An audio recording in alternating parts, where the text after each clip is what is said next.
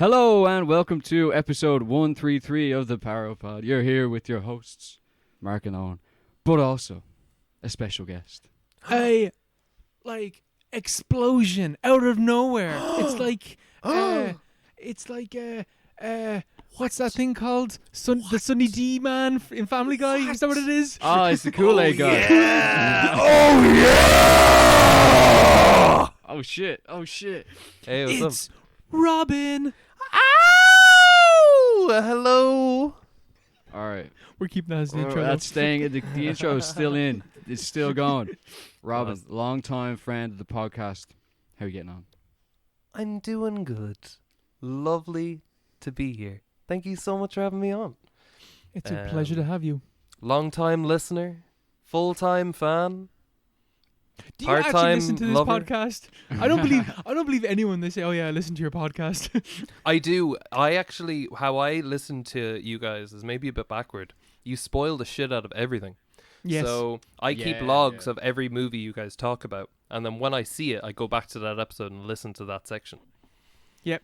So I've heard I'm about a serial offender for that. Yeah, oh yeah. Sorry. Even Sorry, I always forget. Like I'm just even when I'm we terrible say with that, even when we like. say like, okay, right, we're gonna actually spoil stuff now. you've just take usually that already as- spoiled it. We've already spoiled the shit out of everything. Yeah. I just listen to the parts of movies I've seen. So when I see something, I'll go back and I'll be like, oh, I remember they talked about this, and I'll go back and listen. So I think a very I think jumbled way, but I've listened to say about like 40% now of the entire thing. I think that might be how people judging off how the metrics. Yeah, I think that's how a lot of people do listen to this podcast. It's based off what films we talk about in terms of how many people have seen it. We'll talk about Lemura, for example, and we'll get nothing. No metrics whatsoever. No engagement. No responses. That's an episode lost to time. and Yeah. dead to us. That's the kind of thing that'd be forgotten in some kind of internet archive in 20 years, and someone will dig it up to be like, to prove that we know nothing about films. But yeah, no, it's definitely a common theme. And I'm the spoiler man. I hate the fact that I keep doing it as well. It's so annoying. I'm sorry. It's all I'm right. sorry, You need to guys. live your fucking truth. But live my truth. Yeah. It is at this stage. It is part of my personality. It's part of my podcast character. Yeah. I'm the there you spoiler guy. Mark spoiler Sheridan. I spoiled Shit, I said it. his full name. I probably shouldn't have done that. I think I'm after doxing Oh, him. hold on a second. But I have to thank you so much for timestamping every movie you guys talk about. It's so beautiful. I'm just going into that little description. That is it's like stunning. that's my because we started it on the first episode, and my cousin was like to me, "You do that for every single episode because that's the best way I could flick through your episode and not listen to the shit I don't want to listen to." Yeah. Oh, it's so stunning. It's actually, you guys have set precedent for me now. Any podcast I go into that talk about multiple things per episode, if they don't have timestamps, I don't fucking listen. Don't go near it. Thank you. So fair That's it. play. Fair play. You're saving the game.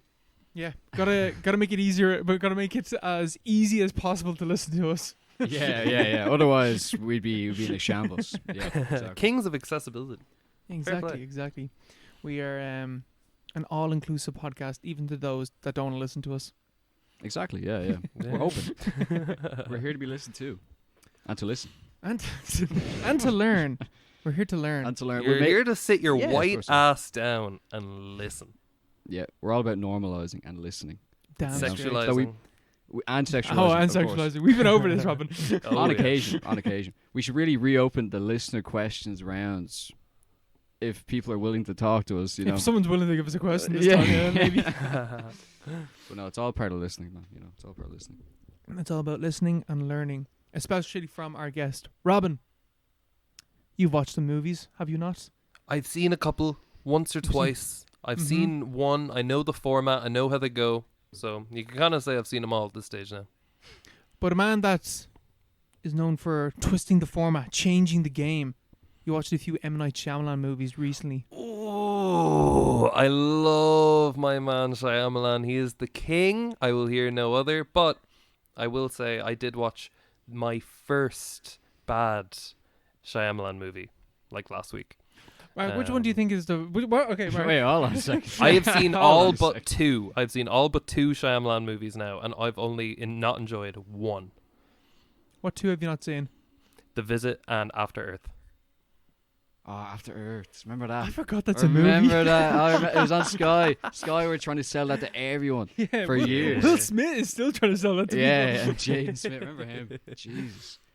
After Earth. I remember I saw quite a bit of After Earth when it was on like Sky Premiere back in, what was it? It came out in, like 2012, was it? 2011, 2012? Around that time, yeah. I've never seen The Visit though. You've seen The Visit, right? I've never seen The Visit. No? Nope. Someone I know has seen The Visit, I assume. But someone told me about they'd seen The Visit, and it was actually alright. It was actually pretty I good. love Shyamalan, but like The Visit and After Earth are the only two movies of his that I have no interest in. After Earth is just I have no interest, but The Visit, there's a kid that raps, and I just don't think. Yeah, I just don't. I know that for a fact there's too many scenes of him rapping, so I just couldn't. I can't sit through it. I can't do it. Yeah, I think there's like 3 of them doing it. Way too many. One was too many. Mark, what do you think is a bad M. Night Shyamalan movie? A bad M. Night Shyamalan movie. What's the one bad one that I've seen? Oh, Split. I hated Split. No I way. hated Split. I thought Split's it was incredible. fucking terrible. Because I was such a huge fan of Unbreakable. Yes. Like, just because I just saw it randomly on TV one day. I was like, I really like this film, you know? I was like, it was before like superhero films were like cool and all. I was like, this gritty take. Bruce Willis is like... That's before Dark Knight. Yeah, well before Dark Knight. Yeah, 2000. Oh yeah, 6 years And before. and I had Mr. Glass. You know, he falls down the stairs and he breaks every bone in his body. It's just like it was a cool. Every morning he breaks his arms. Every evening he breaks his legs. Yeah. This is this tragic character. I can really relate to.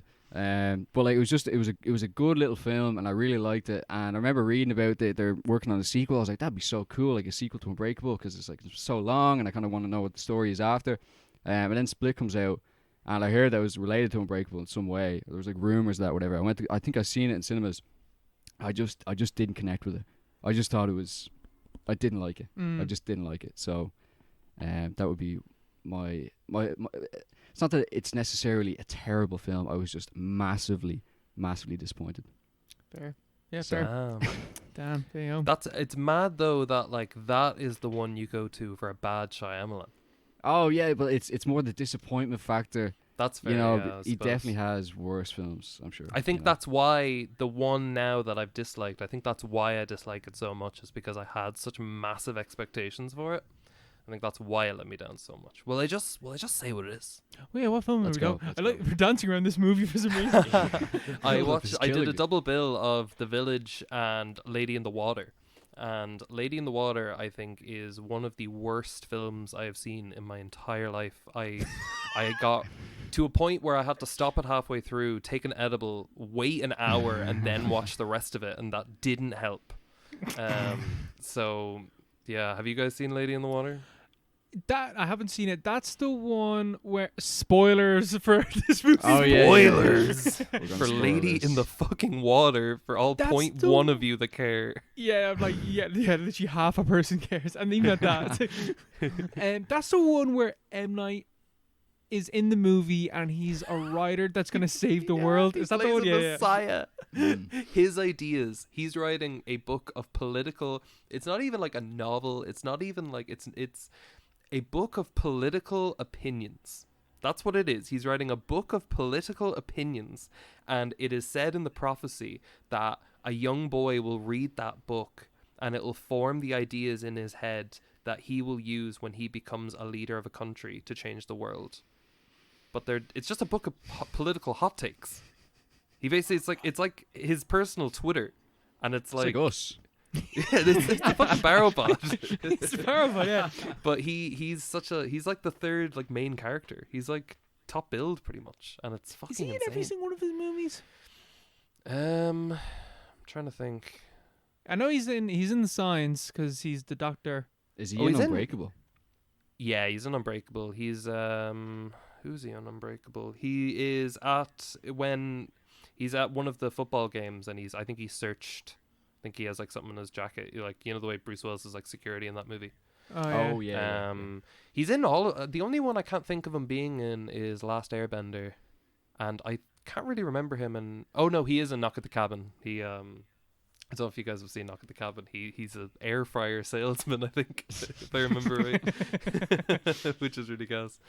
Well, he's in Old as well. Yeah. Yeah, I forgot yeah. he did. I did. I Old, just. yeah, I yeah. just remember there that he did Old. This is what I You mean. hated Like Old, he's wasn't it? he's Old one of is my so fucking bad.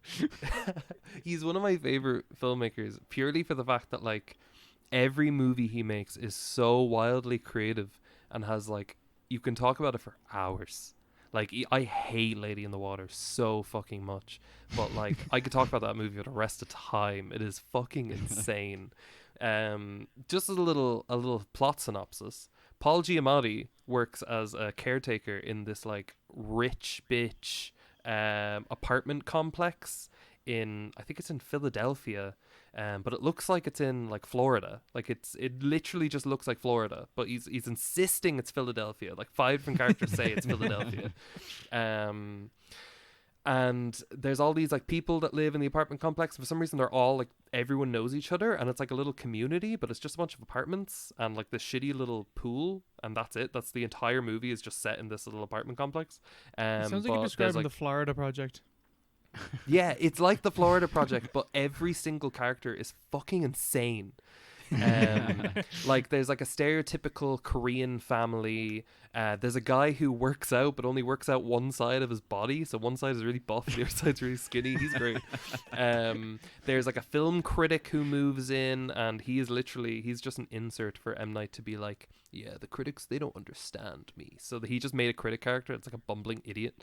Who else is there? It's just populated by all these freaks, and then this fucking mermaid lives in the pool, and she's called a narf, and she's going to be collected by an eagle to be brought back to her home world. And Paul Giamatti she has like these 5 people that she needs to talk to before she goes, and one of them is like the writer or the like prophet, who's like M. Night. The Guardian, who is like might be Paul Giamatti. There's like a protector, there's an interpreter, and like every person in the apartment building fills like at least 2 or 3 of the roles. So Right. it's only like there's a woman in the movie literally interpreting English to Korean like the entire movie. And she is not the interpreter. Like that's how annoying it is. It's like it feels like somebody told him that he puts twists in his movies, and he was like, "Oh, do I?" And then he was like, "All right, well, I'll just put in like one every 2 minutes." So he treats you have a character that's like, "Oh, he's obviously the Guardian," and then it's like, pull the rug out. He's not actually the Guardian. This person is. And then 2 minutes later, he's like, "He's not even the Guardian either. Someone else is." And it's that times 5 because there's like 5 different roles to play. And it's just infuriating. And there's the Narf. She might be a Madam Narf. And the Scrunts. Scrunts are like little dogs covered in grass that will kill you. It's just bollocks. That sounds like bollocks. I don't like. I've heard people say good things about like all of his films, even The Happening, for very particular reasons. People love The Happening. I like The Happening. The first half hour of The Happening is like one of the best intros to a movie ever for me. Have you seen The Happening? I have not. You have not? No. You should watch The Happening. It's Mark Wahlberg with the scary air. Yeah. Yeah. Taking But interesting the opening of signs. that movie is fucking incredible. I saw that in a cinema. There was like they were playing a preview instead of a trailer. They were playing a preview for that movie, and it was just the first 5 minutes of that movie, and I was scarred for life. It is the scariest opening to a movie I've ever seen, and he kind of recreates it a little bit in Knock at the Cabin, which that's one of the reasons I like Knock at the Cabin, because he calls back to it. But it's so good. The trailers of Happening is, I remember that scarred me as a kid, because it's like, oh my god, people are jumping. Why are they jumping? And then you watch the movie, and it's like, ooh, scary air, and then you're like, oh, okay. Yeah. And you're like, oh, that's only the first like half hour of the movie, and the rest of it's just them running.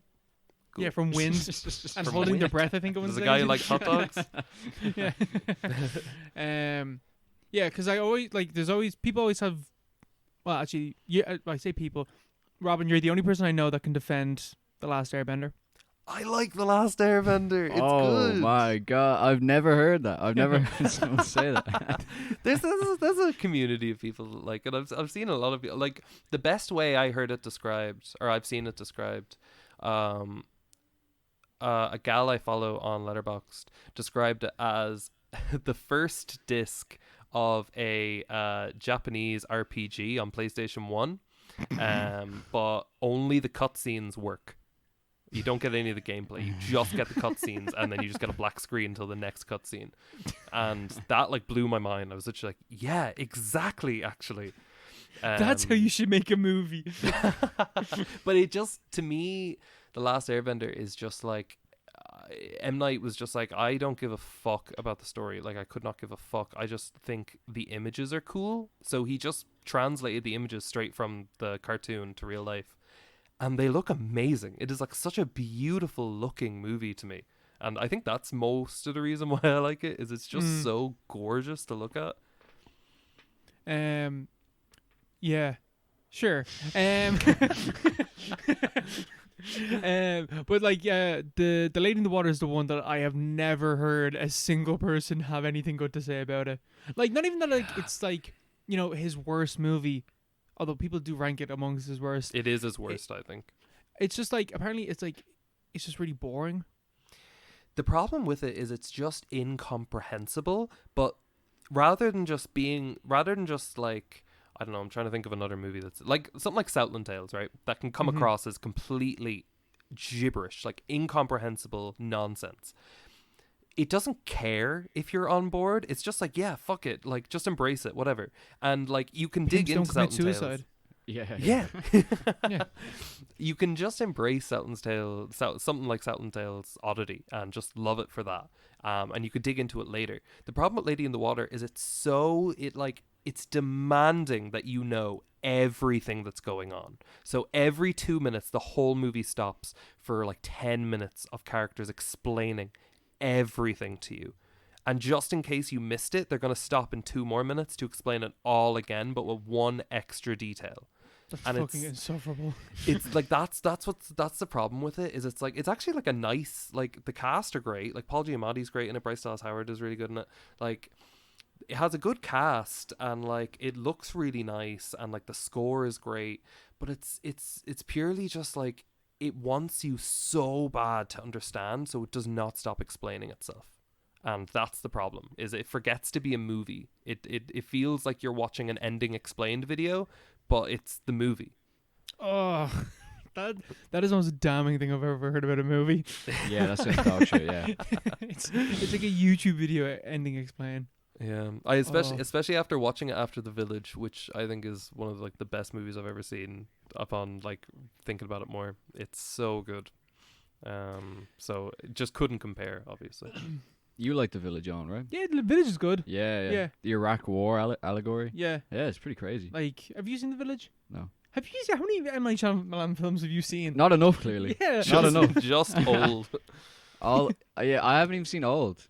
How many have I seen? Sixth Sense, Signs, Unbreakable, all the hits, like. Yeah, Split. Yeah. Did you see Glass? Split. I didn't see. I boycotted Glass. I boycotted that. Glass is pretty good too.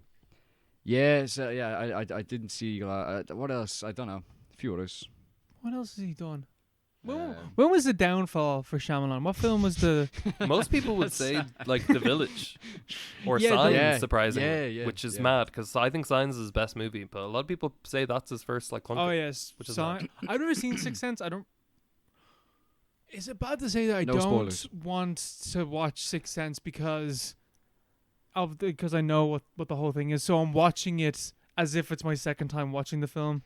No, I watched it that way, and I thought it was incredible. Actually, The Village, I didn't know anything about The Village until like a year and a half ago, and I was fully gearing up to watch it.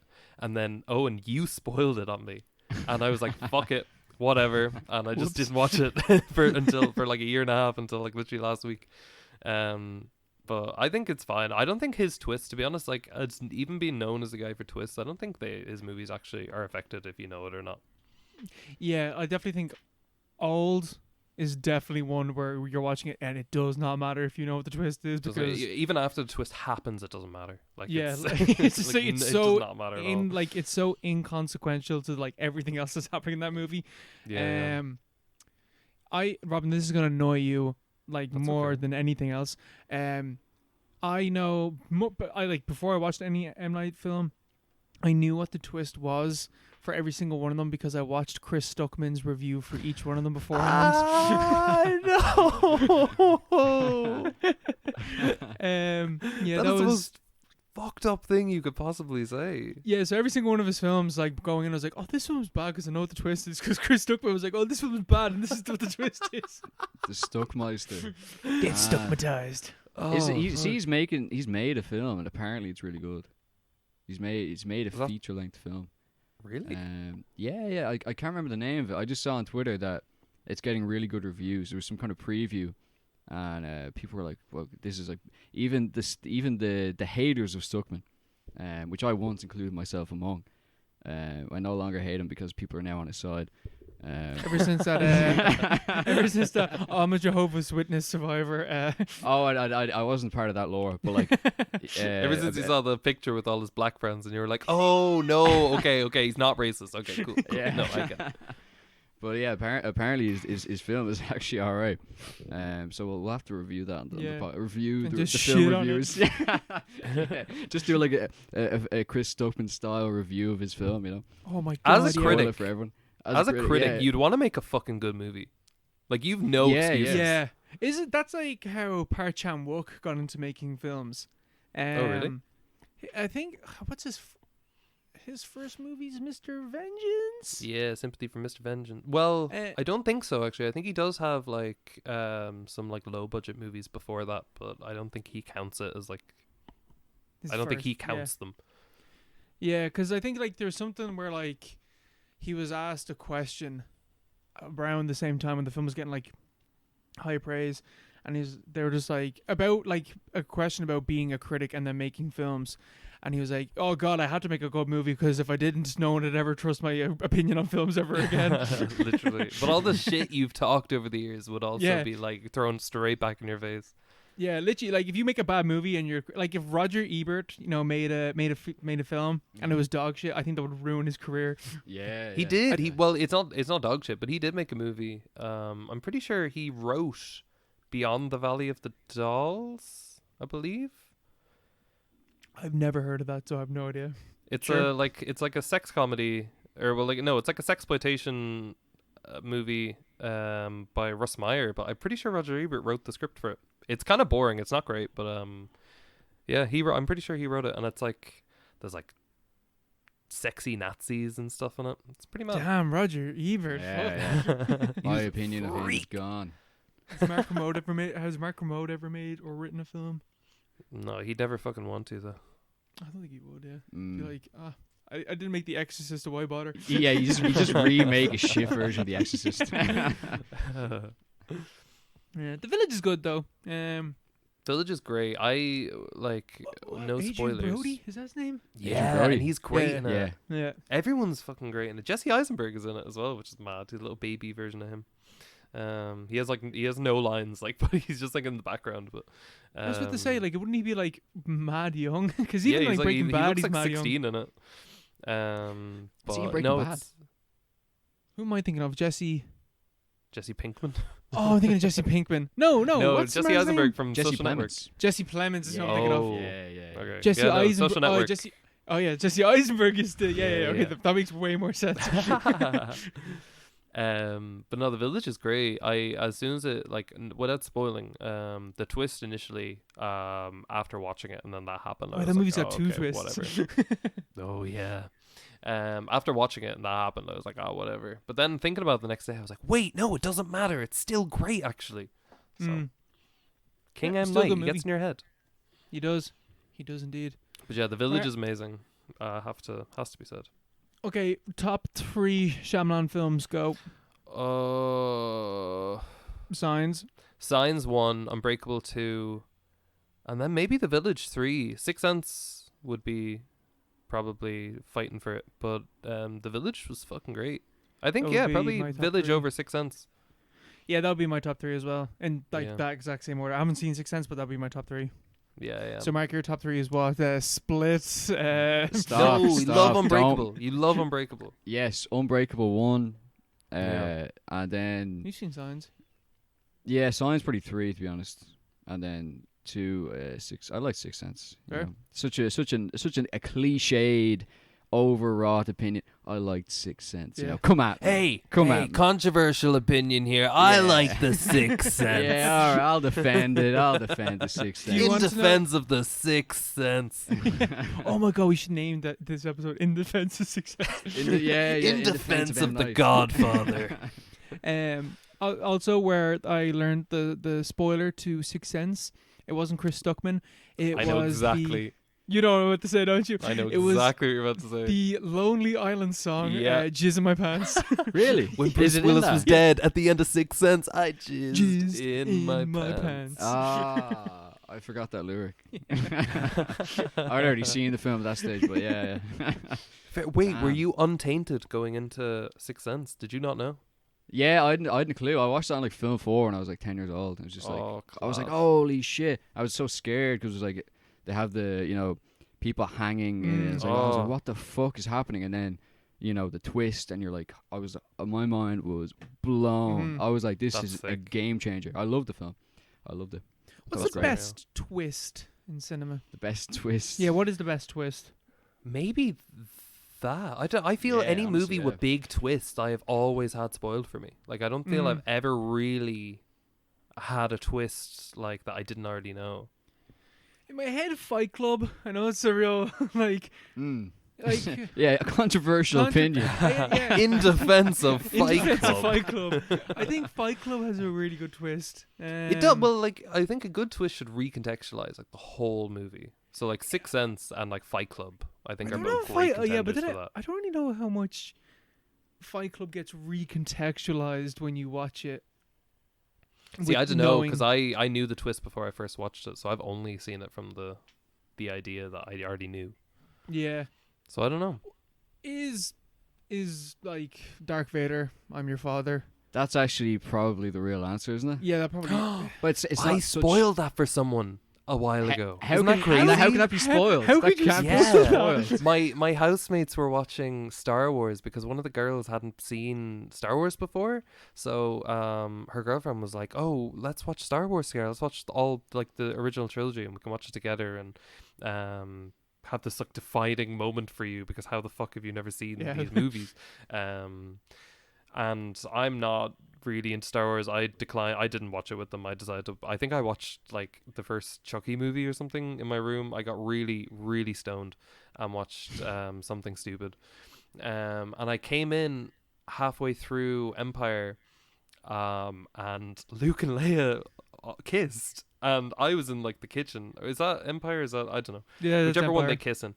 I was in the kitchen. I was making like a PB&J or something, and I was in like very stoned, not thinking. Was just like, "No, Luke, ew, that's your sister," and it was dead silent. And like, the girl's name's Amy, who hadn't seen them before. Her partner was just like, "Robyn, Amy didn't know that." I was like, "What?" And in my defense, what person on earth doesn't know Yeah, that? no, you are not in the wrong for that whatsoever. Yeah, And that's also, bad like on 70s. everyone in the room then who was watching it was like, "Oh my god, you spoiled it. How'd you spoil it?" Like, they should have played it off as a joke. They were the ones that spoiled it by being like, "Oh yeah." Like, I'm stoned. I'm obviously out of my mind right now. You know? You're making reference to the most referenced moment in cinema history. Literally. Like, yeah, it was fucking... So, I don't know then, actually, I left the room. I don't know. I forget if you know that Leia is Darth Vader's daughter by that point. Because maybe she was still surprised at the "I'm your father" bit later. I don't know. Yeah, you I don't do know. not know how that works. I Yeah, think I that's don't revealed. know. I think that's revealed in the third one. Then, Okay, so she probably was still okay for the "I'm your father" bit. yeah. But Well, them how being they- siblings... How the fuck? That's crazy. That is crazy. Yeah, isn't that so weird? And of course I spoil that for the one person. Of course I make that joke around the one person in the entire universe that hasn't fucking seen that movie before. Yeah, literally, like that's. Or seen any other movies. It's in in Yeah. every or TV show. seen Yeah. or literally walked by any novelty t-shirt shop in their life. Yeah. Yeah. And yeah. like the one that jumps to mind straight away is like they obviously haven't seen Toy Story 2. That's in Toy Story 2. Yeah, unless Yeah, you yeah. just watch all these movies and like because you don't know, you haven't seen Star Wars, you do not know what it's referencing. You're like, why is this phrase said in all these movies? Then you watch Star Wars, and you're like, Yeah. even this movie's referencing it. What movie are they talking about? That's wild. Although maybe that's not the best twist because that doesn't like recontextualize the entire Star Wars trilogy when you know that. Planet of the Apes. Yeah, Planet of the Apes. What's the more twist in Planet of the Apes? definitely the Tim Burton one. Yeah, the Tim Burton one is another type of twist. Yeah. Like I right at only the end. found out recently that Tim Burton had a Planet of the Apes. And I went got back Mark and watched the Wahlberg in it as trailer, well. and it looks... I know! The trailer looks fucking ridiculous. Is it good?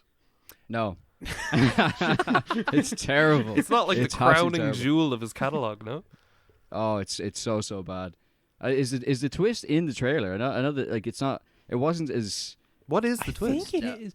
Oh, The the twist the in twin. that one is that he lands back on Earth, isn't it? Yeah. He goes back in time, and he splits I into can't a remember different. what the fuck it is. No, because you know the twist in the original where it's like, God damn it, was it you damn dirty apes? You blew it up. It's like he was on yeah. Earth the entire time. Yeah, do you know what that is? Yeah, so the Oh spoiler. what? No, I can't do this again.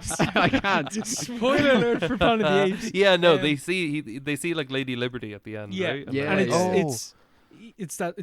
he hasn't gone to a different planet. He's just gone forward in time. Mm. And then Damn, that's actually a great twist. It That's a is, very yeah, good yeah. twist. But the Tim Burton one then is he goes like he resolves all the issues on the Planet of the Apes, leaves, goes through another wormhole, comes back down to Earth, lands on like wherever the statue of Abraham Washington Mall, yeah. of Abraham Lincoln is. I don't know where it is, but wherever that statue of Abraham Lincoln is, and he walks up to him and looks at it, and it's now Abraham Lincoln. Abe Lincoln. No It's way. now Abe Lincoln, Abe yeah. Lincoln. And then he turns around, and then there's all these monkey cops coming over with guns and stuff like that. And, Wait, really? Is that true? yeah, that's the ending of that movie. But like, it doesn't. No, that sounds like a Family Guy cutaway. That's how the film ends. But it's like, how does that work? Like, where is he? Did the changing the Planet of the Apes then change our worlds? How did this work? What the fuck? And Fair yeah, play. so- He put his neck out there. He did something new. yeah, he did something different. Yeah. He didn't. He did something like the original twist, but made it 10 times worse. Yeah, he just shot all over the original, really. Yeah. But that's definitely probably one of the most iconic Yeah. twists. Yeah, I'd say you know? I'd say yeah, I guess the definition then of like or the what decides it is like what classifies a good twist. Something that recontextualizes, or is it how iconic it is, or is it how shocking it is it how much it leads you to not believe that? Mm. A lot of I think, criteria. I think like a good twist needs to recontextualize. Yeah. You should watch it the second time as a different movie. Yeah, Mhm. like Mulholland Drive. When you watch Mulholland Drive the second time and you know what's going on, and it's Yeah. completely recontextualized the whole film. Yeah, actually, I never think don't of even- that that's- movie as having a twist. to be Yeah, I don't really honest. think. Yeah, Yeah, it's not, same, yeah, it's, yeah. it's not really a twist, but it's knowledge of the end of the film completely recontextualized. That's not. Yeah, is it a twist? I'm gonna say it's a twist. I'm gonna say. yeah, I guess it is because it's information that you don't think would have like you don't think about that until it's told to you, and then you're like, oh, so that recontextualizes. I guess suppose yeah. Yeah. If it recontextualizes Well- anything, then I guess it's a twist. But Even though like when I watched it the second time, the start of that film is like literally someone. We've talked about Mulholland Drive on the podcast before, so that was a recommended film, so I'm allowed to spoil it. This is allowed. Like the start of that film is in literally defense someone, of Mulholland Drive, I'm gonna say it, guys. It's good. I'm tired Hands of up. hiding it. the start of that movie is literally someone like waking up and then falling back asleep. So like I don't know what the fuck. Like if I watched it the first time, I think I might have just completely like been like, I don't know what that is. Like Yeah. and then watch the rest of the movie not understanding what the starting shot of that film is. Yeah, I can't think of any others that would come off the top of my Oh head. boy. Yeah. Oh yeah, that's definitely a shocking twist. Shocking more so Yeah. than recontextualizing Yeah. or changing the paradigm, Yeah. Have you seen Old Boy? I have. I don't love Old Boy. I need to go back. I've only seen it the once, but what I like about Old Boy's twist is it makes the rest of the movie better. Because without the twist, the movie is just, it's not good until you get to the twist, in my opinion. There's so much shit in that movie that just does not make sense, and it's like, this is so fucking stupid, and the twist is revealing, like, oh, okay, all of that now makes sense, and I'm on board. You know, so yeah, and Old Boy's great because it splits the twist. It's one twist, but it splits it in two, which is great. That you find it out at, like, you know, there's 20 minutes in between each bit of information you find out, which is great. Oh. Park Chan will make a good movie.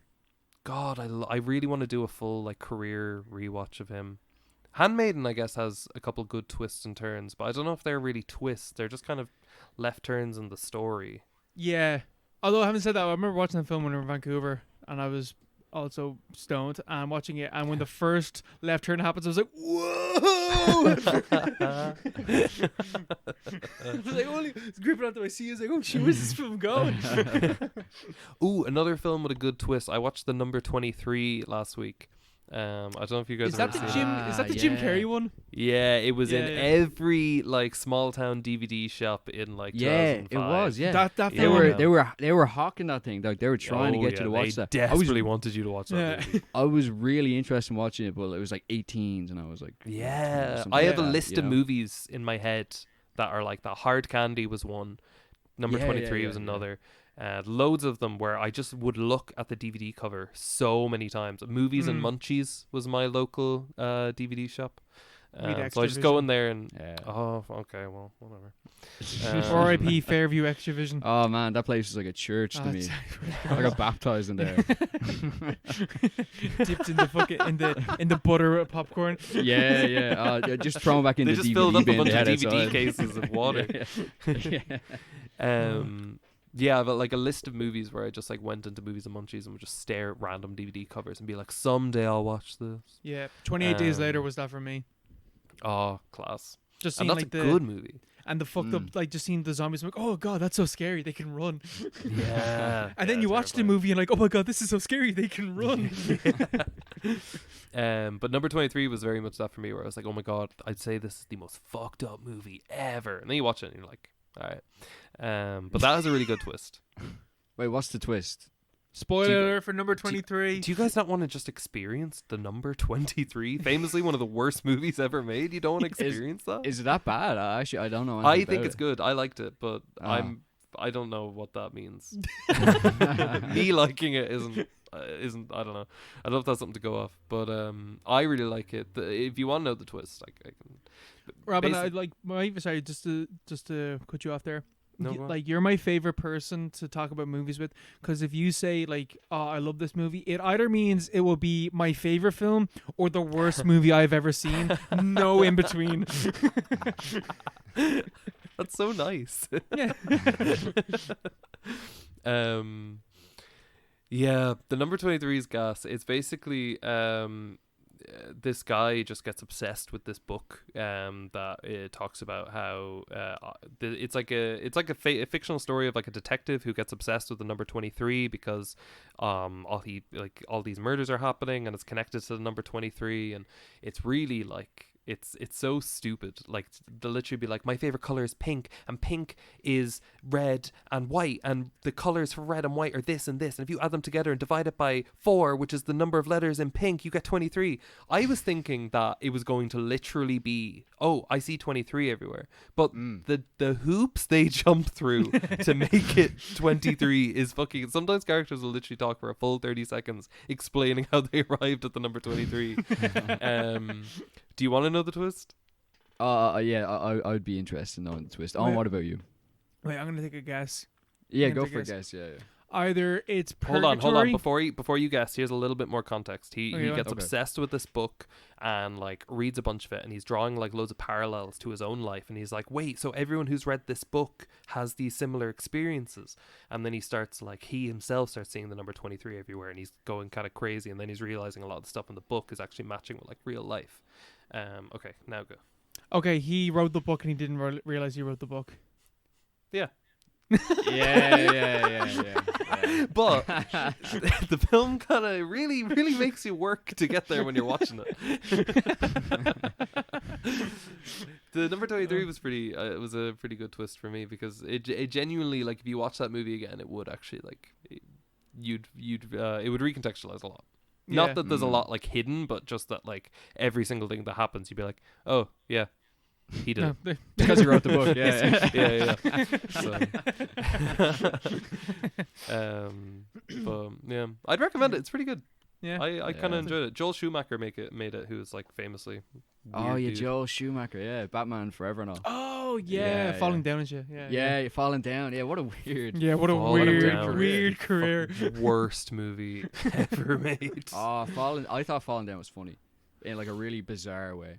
I mean, yeah, Remember- it is gas. That was one of our pandemic. That was one of our Zoom movies. Oh, I think. that's a pure pandemic watch if I I've ever think- heard one. I think we had COVID while we were talking about it. I watched it. I got because I got a projector for Christmas for somebody, and then I set it up in my room to make sure it worked, and it was a piece of shit projector, and it sounded like it was about to take off and like explode at any moment. But I watched Falling Down. I projected it onto my wall. It's the only film that I watched like projected onto a wall. You're like, I I gotta watch know. Falling Down. It's gonna change my fucking life. Yeah. I was like, this is the movie I have to watch in this setting, you know. But I thought it was good. I was just like, you know, it doesn't really go anywhere, Yeah. and it's just like it's kind of like unintentionally funny, and then like kind of Vaguely racist. yeah. Well, kind of like So it's racist. it's quite a racist film, and it's then like cruelly funny, in a way that's not like you know, it's not pleasant to watch in certain Mhm. ways. But that was alright. Yeah. You know, that was pretty good. Yeah. Mark, what have you been watching? You didn't put down anything on the doc. Have you watched any movies in the past 2 weeks? I watched The Brood. Oh, I've never seen The Brood. The Brood. Have you? That's Cronenberg, isn't it? Cronenberg. Have you seen Yeah. The Brood, Robin? I have. Yes, I watched The Brood. Cronenberg, 1978, 79. Sure. So yeah, I just watched this with my mom. With your while we were mom? working. Yeah, my mom. Oh Yeah. no. Oh, and the whole movie is about like fucked up like child parent dynamics. Yeah. It's a Love very. that. It's like a. I don't know. It's like psychological. It's not even psychological horror. It's Cronenberg described it as the closest thing he ever made to like a straight up horror film. Because all his usual stuff is very like sci-fi esque kind of stuff, and like Weird, yeah, he's a guy that's straight up horror. The Fly is not straight up horror whatsoever. The Fly. Yeah. Yeah, The Fly. Well, yes, The Fly is pretty intense, but it has all the sci-fi elements I as well. suppose, yeah. So Yeah. this is like straight horror. This is like, but it still has kind of, because it's about like Oliver Reed is in it for some reason. I just found that very bizarre. He's like the main, not really the main character, but yeah, it's about a husband and a wife who are divorced. They're split up, and they're split into custody of their child, and there's the dispute over the custody of the child. Obviously, it's based on Cronenberg's real life. He made the movie because he was bitter at his ex-wife. Basically, Yeah. it's just a divorced dad Take film. that. And it's so fucked watching it and being like, wow, he made this about his wife. This is fucked. Yeah. And and the wife she's having like mental trouble or whatever, and she's like past abuse and past trauma that she's dealing with at the same time as like her family breaking up and like having to juggle the custody of a child basically by herself. But the dad wants the child as well, but you know, but she goes to this like experimental psychotherapist doctor kind of guy called Raglan. He's played by Oliver Reed, he's like basically the main character because he's the most famous guy in the film. And he has like this weird therapeutic technique called psychoplasmatics, where he gets patients to kind of like, I don't know, it's like a physical experimental surgeries. It's not really surgeries.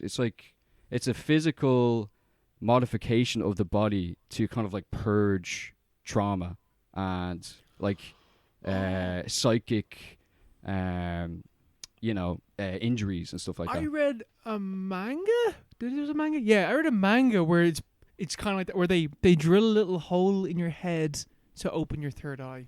Yeah. It's kind of like that. Okay, right. And his experimental techniques have the effect of basically Nola is the name of the wife, or like the ex-wife, whatever. The main character, the main woman character, and she expresses her trauma, or her trauma is expressed via these experimental psychoplasmatic techniques, and are embodied as these little gnome men who run around Okay. and murder people, and they're like manifestations or avatars of her like inner thoughts, of her like kind of repressed anger towards her, like her abusers, the people who've wronged her, the people that she kind of resents in real life.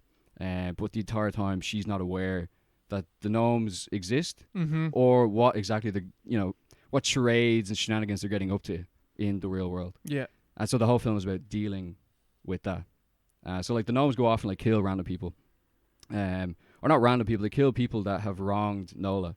So like her mother and her father, and they're like these children who are like all disfigured, but like they're asexual, and like they're born from like eggs and like weird fucking capsules and stuff.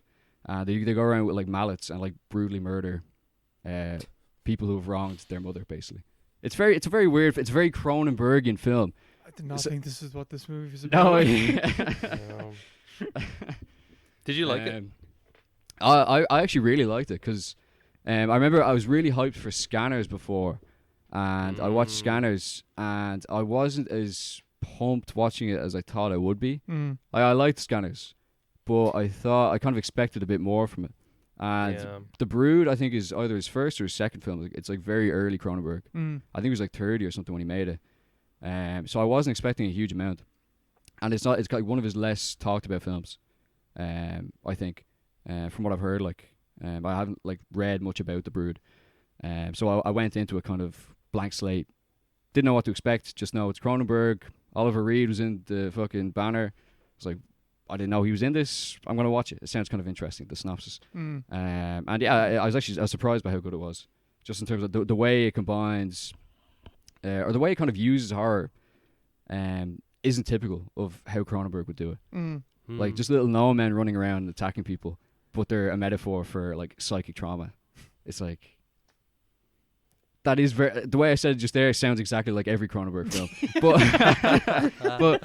but the way it is, it's very different. Yeah, the way it's done is very it's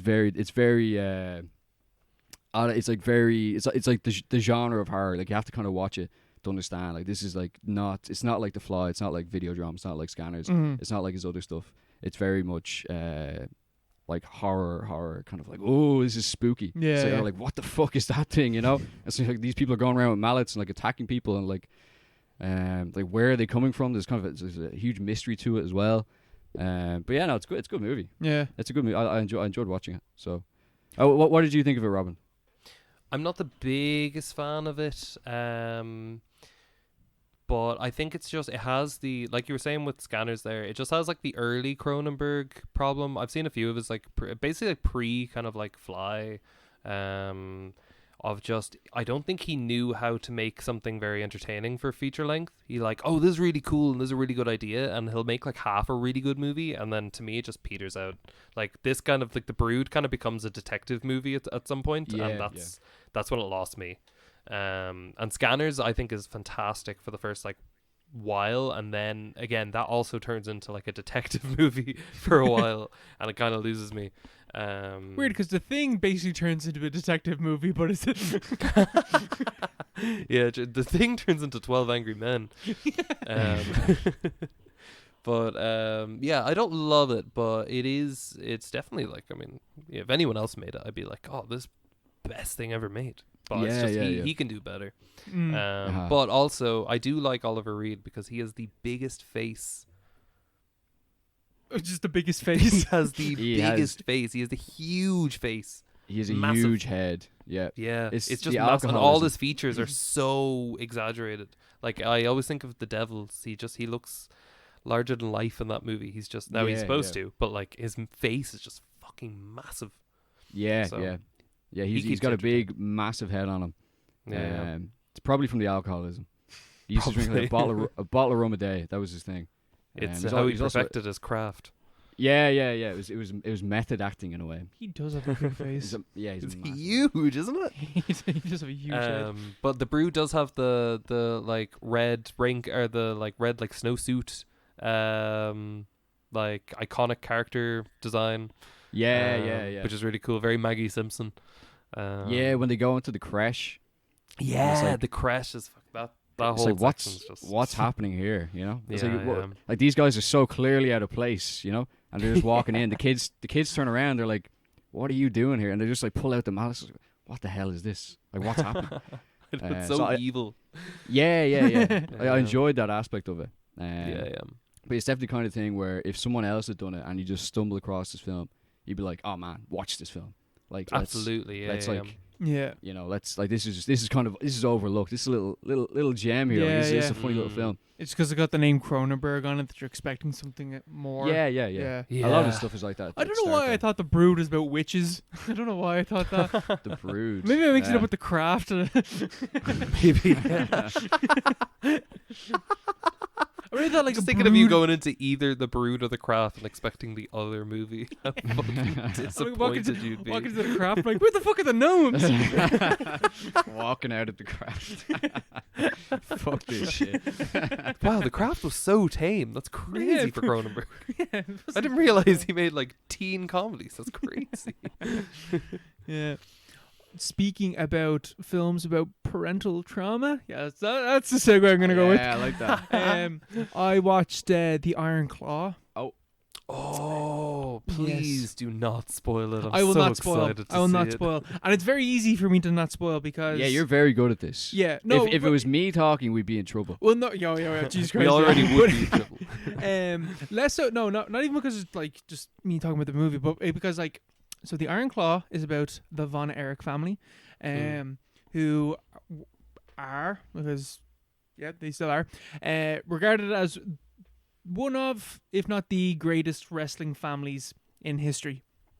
I'm a big wrestling fan. I've never watched a Von Erich match in my life because they're from the like 70s and 80s, and that's just I'm not watching that. It's a style of wrestling that is no longer appreciated. But like I had always known the story of the Von Erich family, and so when I heard that there's going to be an A24 film based on the Von Erichs, I was like, oh, that's going to be sad. And yeah, no, it fucking is. Holy shit. Like, okay, so this is a really good movie. It's a really good movie. There is one problem with the movie, and that is that like the actual family like that it's based on, like there was so much tragedy with that family, and the Iron Claw has to cut out people that were in that family who, like, okay, I don't think it's a spot to say, like, people die. Like, people die in this family, and they had to cut out some of the family members that died because there's just too much tragedy. It gets unbelievable to a point. Yeah, it's basically like if we made this like as it happened, you wouldn't actually believe that it happened.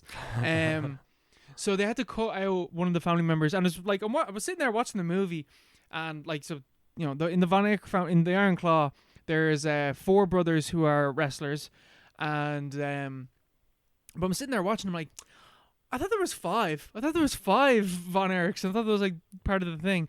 And then they're like, oh yeah, the 5th one died when he was 6, and I was like, no, there was definitely 5 of them that tried to wrestle. And so yeah, one of the Von Erichs is just not in the movie whatsoever. Damn. So, and even with that cut out, when it starts getting into the tragedies happening, it's like tragedy, now the end. And I actually think this film either could have been longer or maybe even like a mini series. Yeah. Even if you don't want to do that extra family member, I feel like there's not enough time given to, not enough time given to each tragedy, but like the spaces in between, I feel like there could have been more given. Until there's like this one scene like towards the very end of the film, that just like hits. It's a little bit. It really breaks away from the rest of the film because the film is like, it's set in reality, and then there's one scene that isn't, and it tonally feels kind of weird, but it fits. It meshes in with the film, and that scene hits, and then it moves on after that. And I was like, I thought this film was gonna make me cry, and then the last scene happens. I was like, oh fuck you, you got me, you son of a bitch. I generally don't cry watching films. This film nearly like tears in my eyes, which is a big compliment that I can give to this film, is that I almost cried while watching it. But yeah, like, it's shot insanely well. It looks so good. Zac Efron is an actor that like I'm almost like, yeah, like, Zac Efron, Yeah. I don't think I've ever seen him in a serious role. Ted Bundy. He was quite good in that. I didn't watch that. He's pretty good. It's an alright movie. He did pretty well doing it. He definitely had another one. I just can't really remember. The Beach Bum. Beach Bum. Oh, well, yeah, he's in Beach Bum. Yeah. Very serious role. Very serious. Yeah. Very serious movie. So like, He's great in that. Like, watching him play like the lead role in a like hard hitting drama, I was like, "Fuck, look at you go!" Like, without you, Zac Efron, I don't think I would have cried at the end of this movie. Like, he really he's really acting in this movie. I think he probably did actually get like a bit of an Oscar snub. Really? Yeah. Yeah, like I think he at the very least he should have got nominated because like you're the guy that was in High School Musical and look at you now. You did really well. He made it. Yeah, he kind of made it. Yeah, that's class. But like, this is a film that is like, isn't like, it's like a film that treats wrestling in a way that I think like any film that like really deals with wrestling has to look at the business. It's much more focused on like the business of wrestling and describing the pressures that are on wrestlers. Is like, not only do you have to physically perform these stunts, and like it shows the physical trauma that their bodies are put through, the mental pressure of having to perform every single night that you're on. On top of that, the father figure in the movie being like, "You need to be the best." It's kind of like, it's a little bit like Whiplash-y. Yeah. Like, not to the same like editing or like intensity that Whiplash is done by, but like, for example, the start of this movie is clearly a nod to Raging Bull. It's in black and white, and it's doing a wrestling-esque Raging Bull fight. Yeah. Like, it's like, this is the type of person that we're dealing with in terms of the father, and then how he just wears down his family members around him, and then just the trauma that is then put upon his sons to try and perform, and like what they do in order to make him proud more so than build their own legacy. Yeah, really, really good. Yeah, I recommend Iron Claw. It's a bad old time. Like, it's not a fun watch, but it's in cinema, isn't it? Yeah, I went to go see it in cinema. Yeah. Unreal. I was looking for it earlier, but I couldn't find it because obviously it's in cinema. Yeah. But I've heard many good things about it. Yeah, no, I didn't know it was A24. That kind of changed. Yeah, A24 and BBC film. Yeah, well, sign me up then. Yeah, Perfect like that's combination. Yeah, what a combination. Yeah, I do love all the they've been like recreating. I've just been on their like the Instagram the last while, and them like recreating all like the famous photos of them from like real life. Like there's one of I don't know who they are, but one of them holding like a rose, and there's all like blood coming down in his hand, and like Zac Efron like recreated that photo. There's just been loads of like photo recreations I've been loving. So yeah, it's like, as a wrestling fan, and they're just like, they mention Ric Flair, they mention like Bruiser Brody in one scene. They talk about Terry Funk gets mentioned. I'm like, oh, these guys, I know these. You were getting wet in the cinema. You were like, oh, like there's like one scene where this was your end game. That's it literally crazy. was.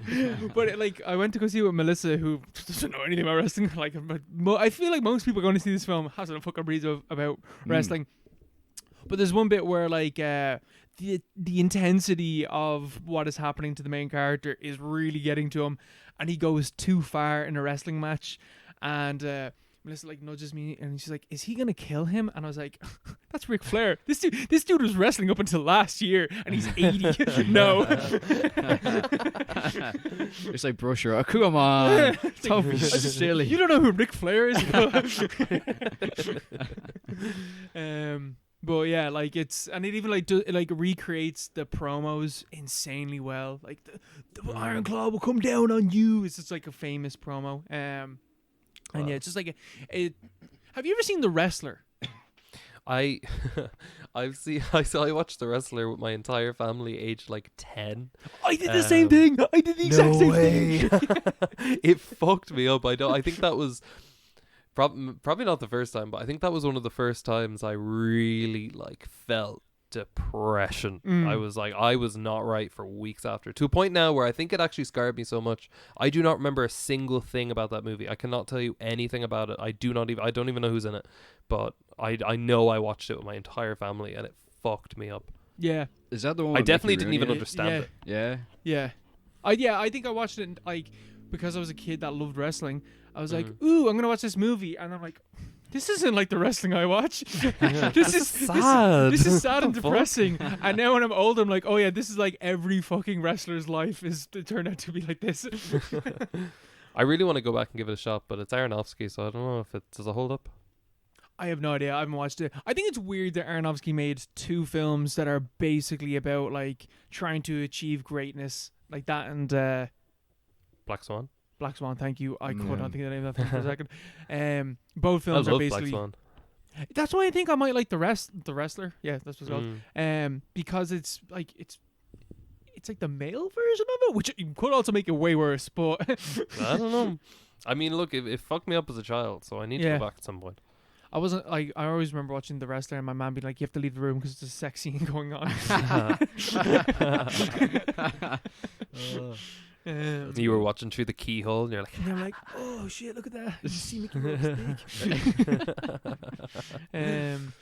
Yeah, there's no dicks in Iron Claw, but there's a lot of male bodies, a lot of homoeroticism. Sweaty male bodies flying through the air. Oh, serious, like Wrestling. Like Zac Efron, holy shit, man, got G-act for this movie. Yeah, all of them did as well. Holy Your man from The moly. Bear is also pretty jacked in it, right? Jeremy Allen White. Yeah, Jeremy Allen White. Yeah, I've never watched The Bear, but he's a weird looking dude. Fair play to him. He's a weird looking dude. Yeah, he is. He's really good in this movie as well.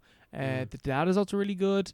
But everyone that plays the brothers are really good. The youngest brother in it, I have no idea what his name is.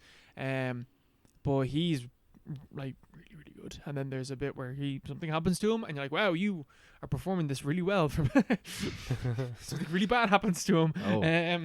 Yeah, good movie. Tragic movie about just wanting to be with your family, and you don't have a very nice dad, and a mom that's not really there either because of the overbearing father.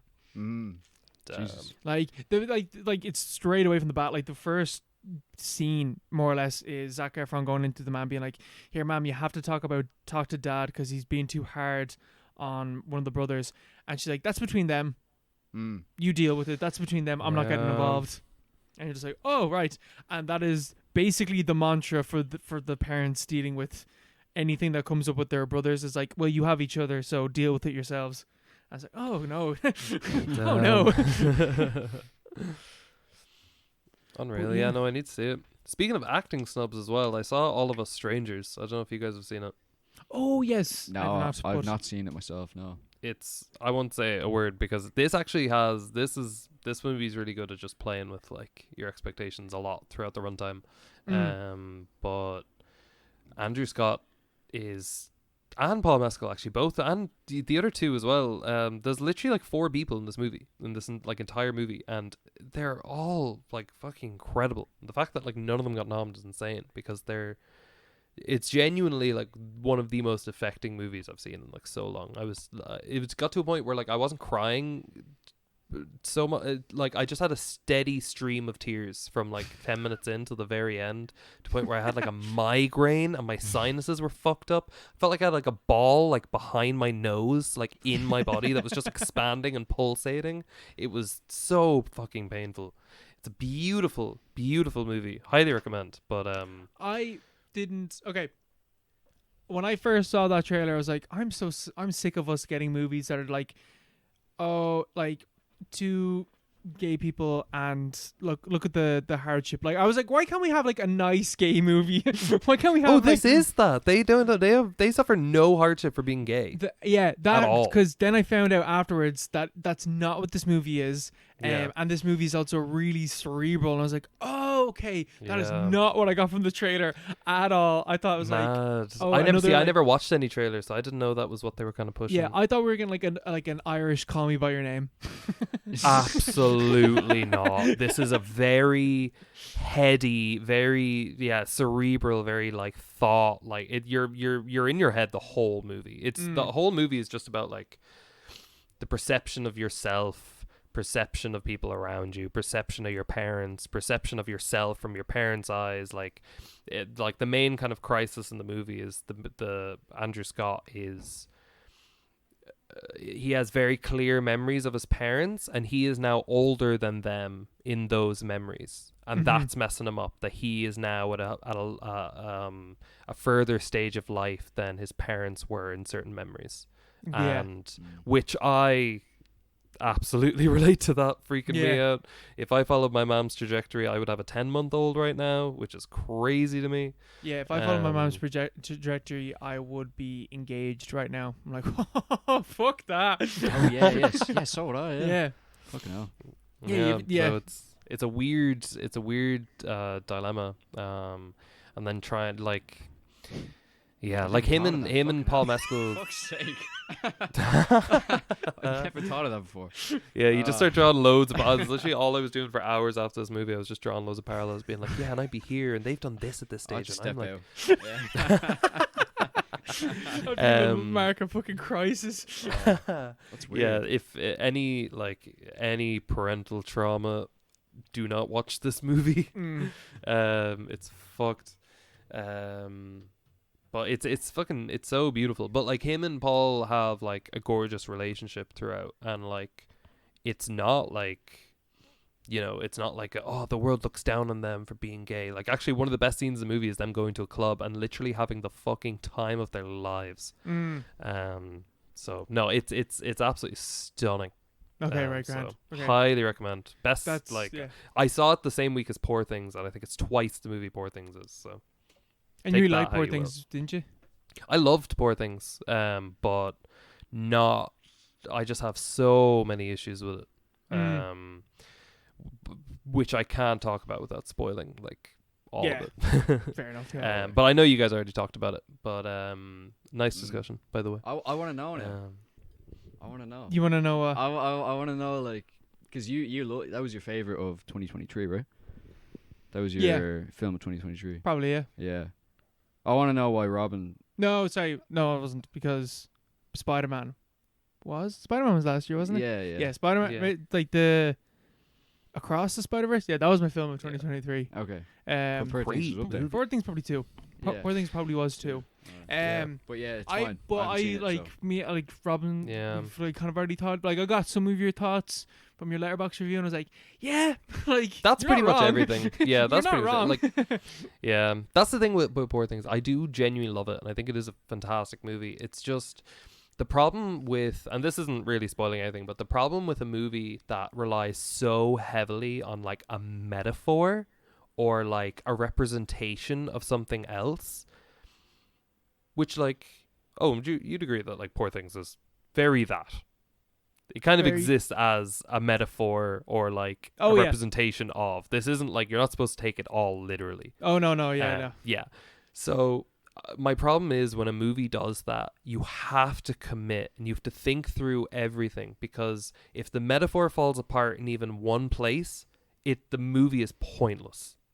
You can't because there's nothing else to go off. If you've a structured narrative of a real movie that you're taking seriously, and then it also represents something, fine. But if your whole movie hinges on being representative of something else, you have to kind of think it all the way through. And my problem with Poor Things, without spoiling anything, is I think it makes a very big, it takes a very big swing at trying to depict something, and I think it depicts it very well until a certain point in the movie, it decides to kind of stop being a metaphor and start being a real movie. Is that a scene where you think the film is about to end and then someone comes in? Oh, yeah. Yeah. Oh, yeah. I 100% agreed with what you were saying completely when you were talking about it. 100%. Because for me, I was like, I'm loving this. And then that point happens. And for me, in my head, I was like, oh, we got like another 20 minutes left. Yeah. And I think just, maybe even a little earlier for me, it hit me.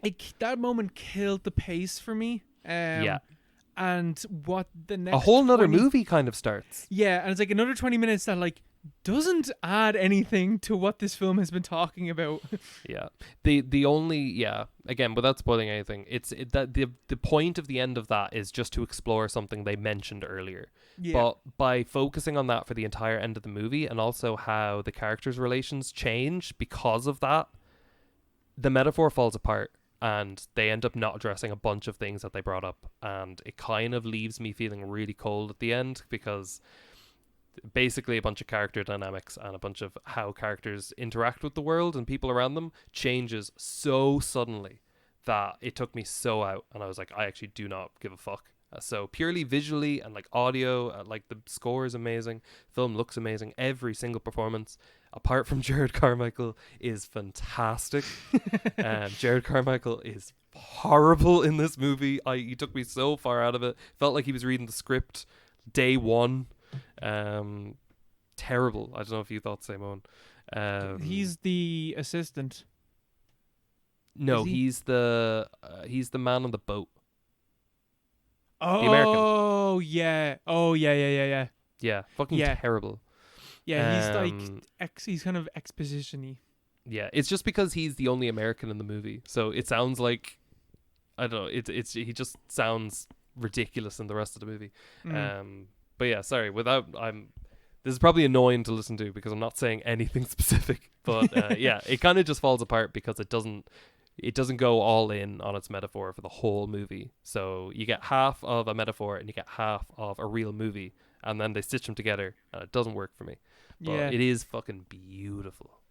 Like one of my friends in college couldn't get into Poor Things because this is like a minor spoiler, but it's like explaining like the first like 15 minutes of the movie where, you know, a baby's brain has been put into a woman's body.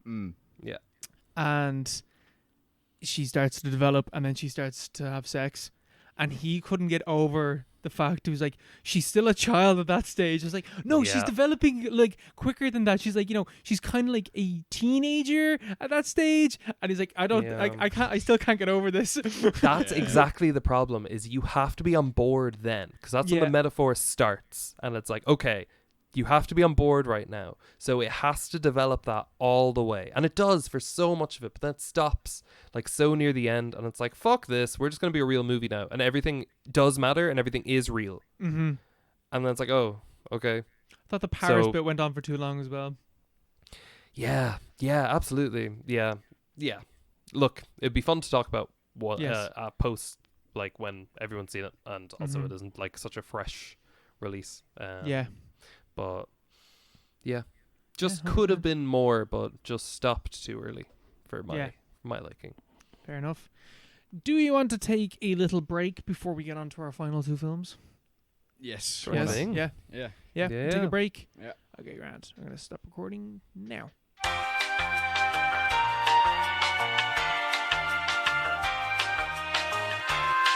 And we are back from the break. Ooh. So, as now, go ahead. As people who now, when did we start doing this? We didn't do it for, no, we've always done this now. I was going to say that we only recently started doing it, but when we have a guest on, they have to watch our recommended film, which we force upon them.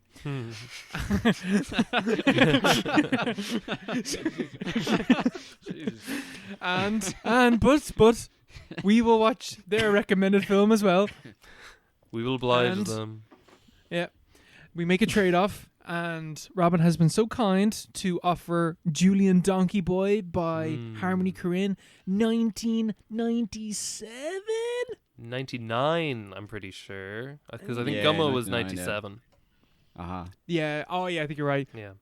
99, Julien Donkey-Boy, experimental Dogma 95, Werner Herzog. Oh, we can talk about that. I've never seen this film. Mark, you've seen this film before, I have. and you said Oh, you no loved way. it. I love it. I love Class. Julien Donkey-Boy. So good. Had you only seen it once Um, before?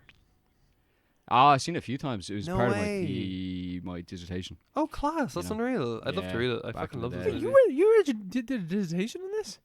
It was Harmony Korine, like kind of adjacent, like a lot of like the scene that he came from. And this was I'm pretty sure this is mentioned in it. Oh, But I That's watched cool. a lot of all of his films around the time that I wrote it. you mad thing, fucking hell. Back in the day. It's a long Yeah. time ago now, listeners. Unreal. Yeah, it's This just, what, is 8 years ago. Jesus. Is it? No, it's not. It's 5 years ago. We graduated 2016. We graduated in 2019. Oh, we did. Yeah, just remember. Oh, started in 2016. Yeah, Yeah, yeah. Wait, you graduate in 2016? No, I started in 2016 as well. Okay, yeah. I yeah, just okay, said yeah, it we're wrong, saying- and you both agreed. Yeah. Yeah. No, yeah. 2016 is when I did the leaving cert. That's yeah, fine. yeah. I knew I left something in 2016. I was like, it hasn't been 8 years. There's no way. So I'm only 34. There's no way. Yeah. What the hell? If I was my mom's age now, Just like look at your hands. They're all, oh my god, these liver spots and wrinkles. The hair in my knuckles. like fucking Dorian Gray or some shit like that. This is all a dream. Benjamin Button. Robin, do you want to introduce this movie? Sure thing. Julien Donkey-Boy, the second movie for Harmony Korine, his second directed movie. He wrote a few before this. A movie about, he wanted to make a movie about his schizophrenic uncle.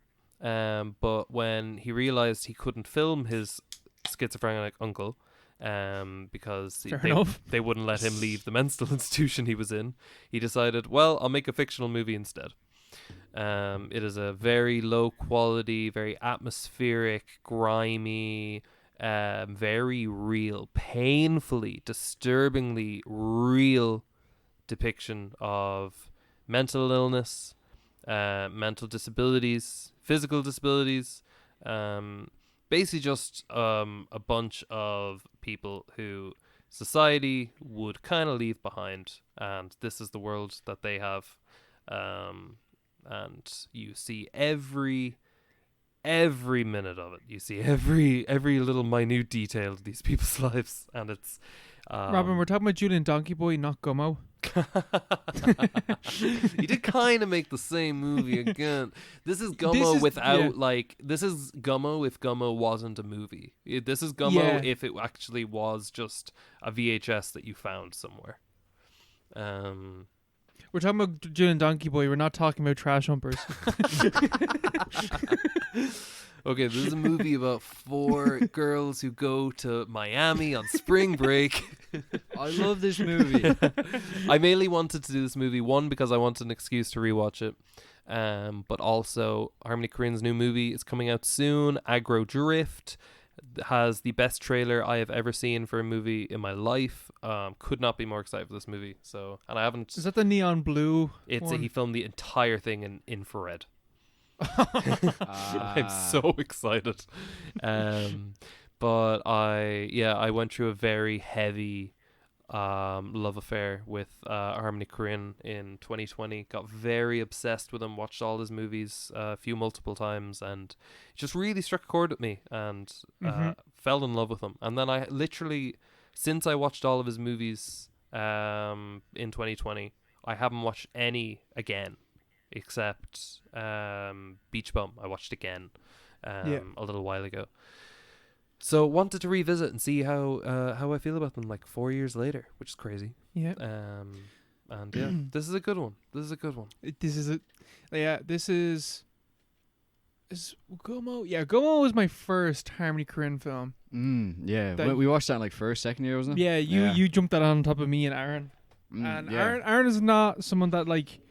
Aaron's response to Gummo was, "I liked it, but that's a fucking mad movie, and I don't ever want to watch it again." It is like the opposite of a movie. Yeah, he was like, "I've never seen anything like that, but it was great," and he did love it. I think I'm trying to remember what our rankings were when we did all of our recommended films. I think Gummo came 4th or 3rd. Gummo's top 5. Yeah. Big Gummo fans on this podcast. Big Massive. Harmony Adore Korine fans in Gummo, general. adore Massive. Harmony Korine. I think the only one I'm missing out on is Mr. Lonely. I think that's the only one I've never seen Mr. Lonely. No way. Never Mr. seen Lonely it, no. is no. I'm biased because I think literally every movie he has made, even a lot of his shorts, are like perfect movies. I don't really think he's done wrong, but so it doesn't mean a lot coming from me. But Mr. Lonely is one of the best movies I've ever seen in my life. It is incredible. All right, yeah. It's strangely high budget for him, even though it doesn't really feel it at all when you're watching it. But Yeah. it like he has like some big names in there, and it's like it looks decent. It's before he went really big budget with like Spring Breakers and Beach Bum. So it's like it's like the best version. It's like the best quality version of something like Gummo or Julien Donkey-Boy. Yeah, Harmony Korine's so like just the people that he hung around with and like the circles that he like. That's crazy. Like Werner Crazy. Herzog is in this movie, and it's like yeah. what? And Yeah, it's a Dogma 95 certified film. Which Also it's not. It's not. Yeah, If you it's actually not- read it, Yeah. like I have a lot of fucking Dogma 95. For anyone who doesn't know, is a Sorry, you guys probably should do this. I'm overstepping. No, here. you go fire ahead. away. Dogma You go ahead. 95 is like this film movement that was created in like the 90s by like Lars von Trier and a few other people, and it was basically exists because they felt that films were getting too complex, not in structure or like how they were told, but purely in how they were made. Budgets were too big and things were getting unbelievable. They wanted to bring the stakes down closer to like theater almost, but like everything is real. Like some of the rules are like you can't have music overlaying, you can't have any visual effects, you can't have like if a prop is needed, you need to film in a place where that prop would naturally be found. You can't introduce anything where it doesn't belong. This has to all happen, like this all has to be able to happen in real life, like logically and in the order it happens. Lars von Trier is a fucking scumbag, and his movie that is claimed as starting Dogma 95 is not a Dogma 95 movie. It breaks most of the rules. Breaking the Waves, I think it's called. And a lot of his movies that have tried to be Dogma 95, he breaks all his own rules. And this movie is one of the closest depictions of pure Dogma 95, and it still isn't. It still breaks half the rules. It's still not Dogma 95. But it's a good concept for like a movement, like a structure of way of making a movie. I do like it. Even though I am very maximalist, I do love throwing everything in. I do think that's usually how I like, and I think Harmony likes that as well. He dips back and forth between like, I think the best example of him dipping back and forth is Trash Humpers and Mr. Lonely, because Trash Humpers is like so nothing. Like I love that movie, but it is so like It's pure trash. I picked up a VHS camera, put on a bunch of masks, and we started fucking humping garbage bins for an hour and a half.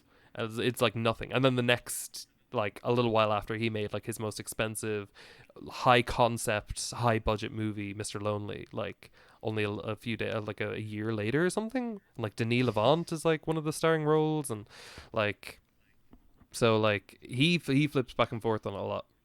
But yeah, Dogma 95, it's whatever. It doesn't affect this movie at all, but it is, in theory, it is not a Dogma 95 movie, which is why it's so annoying that it has the certification at the start. But also, this movie would be so much lesser if it was a Dogma 95 movie, because the use of music in this movie is astonishing. Yeah. One of my favorite, like, even though there's literally like 3 songs that play, or there's like not even songs, there's like 3 pieces of music in this entire movie, I'm pretty sure. 2 of them loop constantly and play forever, and then another one is just like ambience that's made. I think it's like no input mixing style, like just ambience. But like without that, this movie would be so much lesser, and without like the mixed medium of like doing stop motion and like still photos, and even in the sorry, should we talk about what this movie is, what it's about? Yeah, so Julien Donkey-Boy is about Julien, who is a schizophrenic who lives with his German uncle, played by, I was about to say Father. Lars von Trier, his German father, Yeah. played Yeah. by Werner Herzog. He also has his sister and his brother. His sister is pregnant, Hmm. and his brother wants to be a wrestler. And the granny as well lives with them as well. Oh, and there's the granny as well. Who has like no Um, lines. Yeah. Yeah. Forget about her. Yeah. Yeah. And She's it's there too. just about Julian and what Yeah. Julian experiences in his life. Played amazingly by Ewan Bremer. Yeah. Spud. Yeah, hot off Train Spotting. Oh my and god! Yeah, I yeah, knew I yeah. recognized It's Yeah. Spud, man. It's Straight Spud. Spud. It's And an what was his- incredible performance. Oh, he's he literally disappears. Like there's no way. Yeah. Like it's incredible. Trainspotting's what, 97, isn't it? I think this is 99. 94.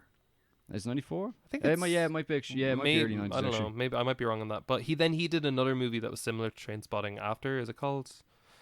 I don't know. I think it's by the same Irving Welsh who wrote Train Spotting. I think he made a movie then afterwards, and Ewan Bremer also Trainspotting's started. 96. 96. 96. Okay, grand. Okay, So yeah. like very close to this. Yeah. And he would have been a very recognizable face and name at that point. Mhm. So Yeah. to come over to the States and do something this low budget, this low key, this experimental, this out there, and be this passionate that he would play the lead role, and like this is like a career killing movie in theory, you know. Yeah. I mean, it killed Harmony's career. He didn't make another movie for like 10 years after this. Yeah, he went into like, I don't know how much of it is just like his kind of Bob Dylan-esque building a lore that doesn't exist. But I remember reading about how after Julien Donkey-Boy didn't really go as he'd planned, he just kind of fell off the face of the earth and like moved to like the Caribbean or something like that. He moved off, or he moved to some foreign country and lived there for ages and just fell off the map. And then when he got like addicted to drugs and heroin or something like that. A lot of it was very fantastic the way he described it. And then he moved back to the States and decided to come back with Mr. Lonely, which is 5 years, I think 6 years after Julien Donkey-Boy. Yeah. But yeah, it didn't really go well for him. Yeah, because even Apparently. like I looked at did a quick little look at the Wikipedia for this page, and it cost 1.1 million to make, box office 80,000. Yeah. Classic. Mhm. But I Sign of a good movie. Yeah, that is. But in seeing that, like, this movie does not look $1 million. When I saw the budget for this movie was $1 million, I was like, what? I do know that most of that budget went solely 1 to Werner Herzog, 2 to Ewan Bremer, and 3 visas, transport, and accommodation for them because they do not live in America. So I do remember, I don't know if I read that or if he said I have the DVD of this and there's loads of great behind the scenes stuff, which is really cool. But I think he says that in it of being like most of the budget is literally just going to keeping 2 of our lead actors here.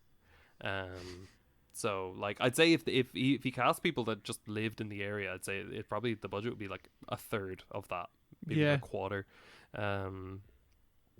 But yeah, and like very easy to look at this movie and be like, this looks like shit, but it's so, I think personally this is like the best looking movie I've ever seen. He filmed it on mini DV, which I love, famously used in like 28 Days Later, and a lot of low budget Japanese movies, like fucking Japan loves mini DV, especially in the 2000s. But he got mini DV, which is just like VHS pretty much, converted it to 16mm, and then blew it up to 35mm.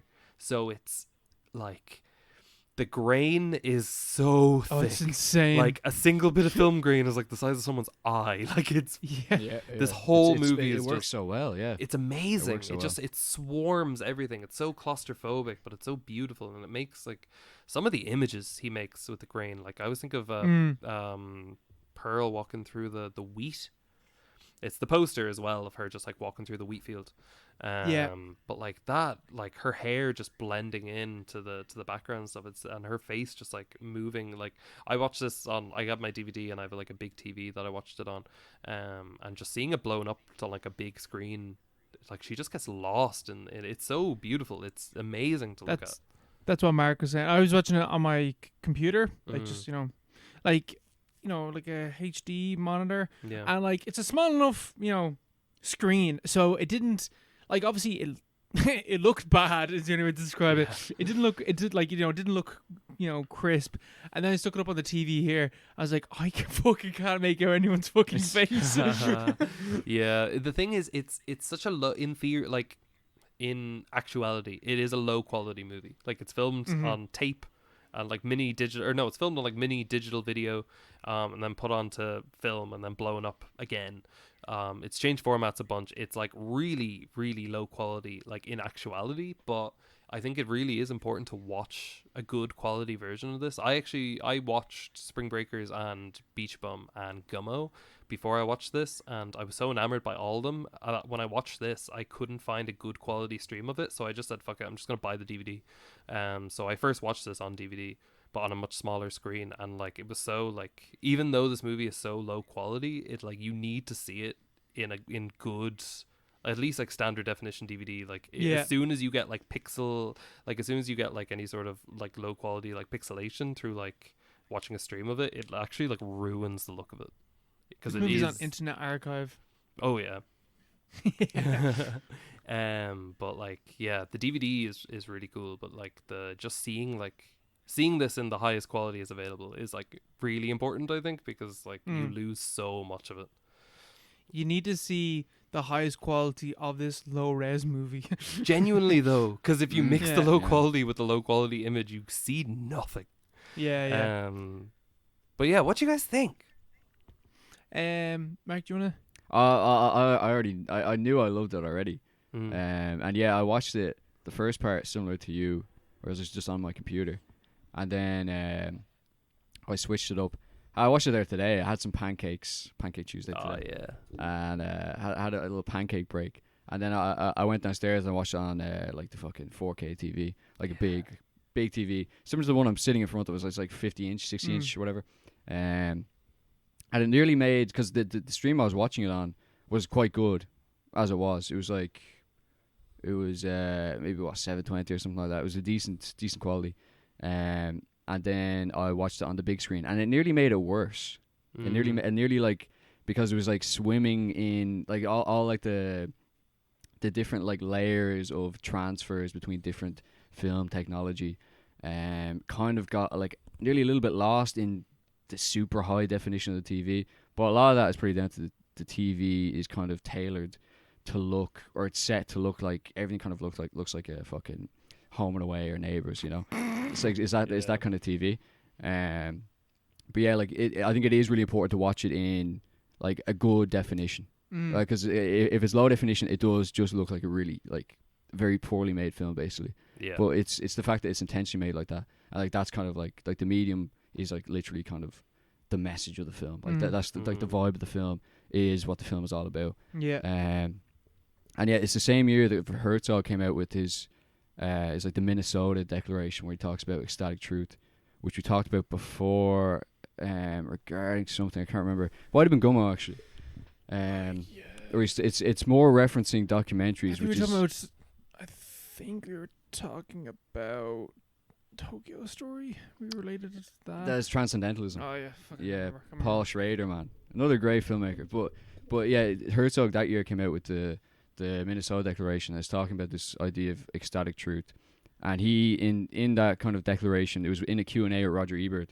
He's referencing more documentaries, but the kind of style, the kind of like realistic or naturalistic style of Corinne is a kind of like documentarian style. And I think a lot of what Herzog talks about in that declaration, the idea of kind of like bending reality to tell, or to build a narrative, to tell a story, to kind of like make things more hysterical, to kind of like to blow everything up, to make things dramatic, to like to properly tell a story that people can get invested in, that they can participate in, that they can like they're engaged with. It's all kind of pulling from, or at least influenced by, his fascination with Gummo, because he was a massive fan of Gummo. That's why he's in this film, because he was a huge fan of Corinne based off his work on Gummo and like the writing in Kids. He said Gummo was like one of the best films that like he'd seen or one of the best films of the 20th century. Like he was a massive fan. And he's right. Not wrong. Yeah, no, he's right. Like he's right, but he was So- very unpopular at the time to say that, and so that's why he wanted to work with Corinne. And then this film, like the medium is literally like the form of the film is like perfectly kind of like baked in. The message is in the way it's filmed, like the actual technique and the way it's filmed. Yeah. As it's like it's not a fault at all. And anyway, I don't think anyone who like even remotely appreciates the film could say it's a fault. But it's the entire point. Yeah. Like just the way it was. I was reading recently about Brian Eno, like the music producer. Mm-hmm. And he's talking about different like media, and he works a lot with like ambient music. Oh, he's like the ambient guy. Yeah, he's the ambient guy. Yeah. And he was just talking about how like the grain of film, or like the scan lines in video, or like kind of the murmuring of a vinyl record, all these things are faults. Like all these are errors, but it's that's what makes the art is the fact that there's some kind of fault in there. That's what people remember. That's what people are nostalgic about. That's why people like film. That's why people these days go back to video. That's why people connect with vinyl. It's the kind of the authenticity. It's like the ecstatic truth, as Herzog would say. There's something in that. It's like just something relating to like some really basic level of human experience. Whereas like, I don't know, a bit of a stretch, but today like look at like AI art or AI produced videos and stuff like that, and it's really, it doesn't really qualify as art because you can see straight away that there's like an algorithm behind this. Like this is quite perfectly made. This is all very, very lined up. Or even as we were talking about, I think it was last episode, talking about the minimalism in a lot of movies these days. Yeah. Where everything's very, very, very lined up. Everything's everything's kind of telegraphed. And there's just something missing about that kind of stuff. Especially when it's like you can tell this is a really, really professional production. They got this bang on. But there's just something missing about that. There's always something. Yeah. It's like, was this actually did this actually add anything to my experience? Did this actually convey any kind of meaning to me? As the fact that this film, Julien Donkey-Boy, embraces all the errors and all the faults in the medium. That's kind of like a representation of, the faults and the kind of the ecstatic truth inside all of us.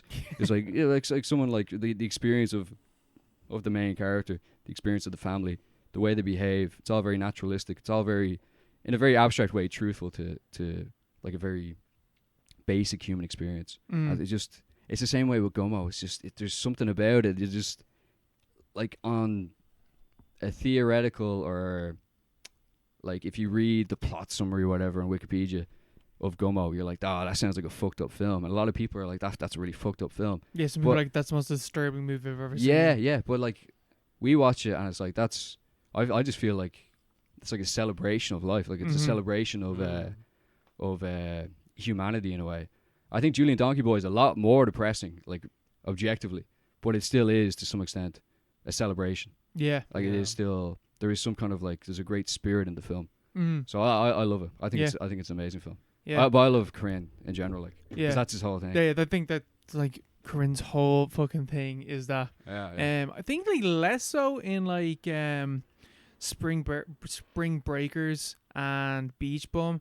Like I think what Beach Bum is, my favorite thing about Beach Bum is it's pure just let's go with the flow. Like whatever life throws at you, everything's gonna be okay. Like just detach yourself slightly from the world and nothing can hurt you because it's like, it's all cool, man, it's grand. And then like what you're saying about the aesthetics and the way that this film is shot is so representational of Julien.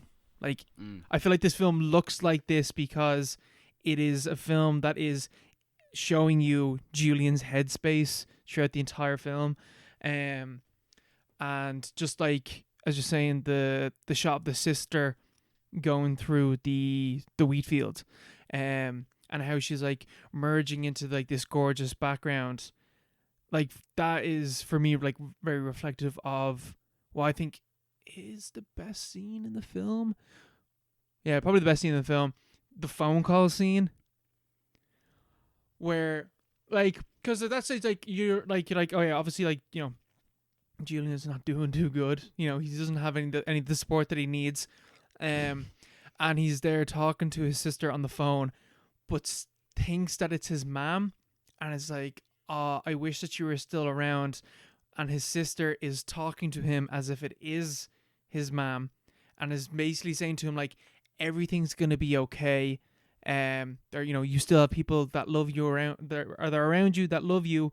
I know that you can hear the voices. The voices aren't gonna hurt you and stuff like that. It's just like, oh, like, this is so heartbreaking, because it's you know, it's someone that's schizophrenia thinking that they're talking to their mom, but also so heartwarming because, while they're not talking to their mom, they're talking to their sister who cares about them and loves them so much. It's just like perfect blend of heartbreak, but equally heartwarming. But then at the end of the film, like, just pure sadness at the end. Hello. So when we were recording, Robyn's microphone glitched out and just stopped working. So Robyn started us off talking about the ice rink scene in Julien Donkey-Boy and the horrifying beauty that was in that scene. So this is just a bit of context for why I now just started talking about the ice rink scene here. It stopped recording for about 10 minutes, so there might be me responding to Robyn here talking, and Mark responding to Robyn here while talking. But that is the context for what's happening here. Apologies if it's confusing, but we tried to keep it in as much as we could. Thanks.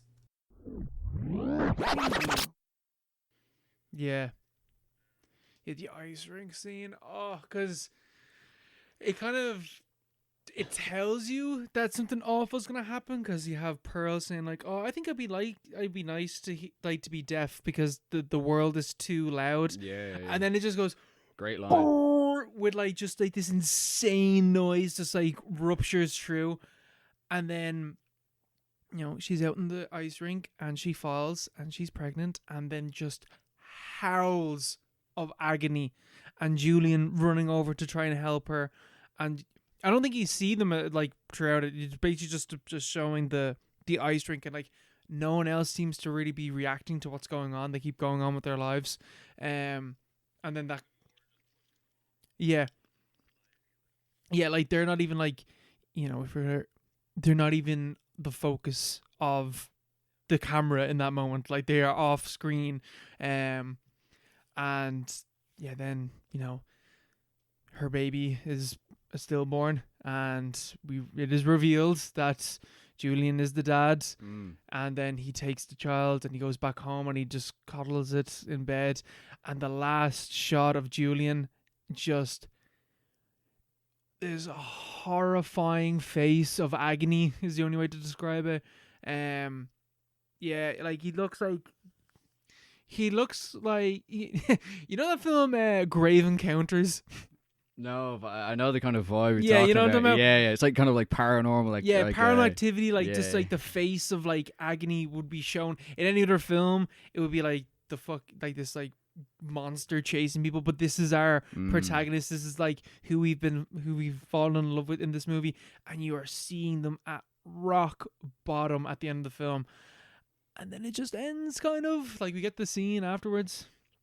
Like, you get to see the blurred images of the ice. I thought that was crazy, like, because that was the image that I remembered really well from watching the film the first time, of like the slow motion ice skater. yeah, and it's so it's like very, very atmospheric, and I for a while I thought it was like Chloe Savini's character doing that, but then I was like, that doesn't make any sense. It's kind of like brought me back to Steve, our great lecturer, and where are the lesbians? It's just out of context. It's just but yeah, he was talking about Maya Deren, like the meshes of the afternoon and stuff. Hold on. Sorry, my mic turned off. I don't know why.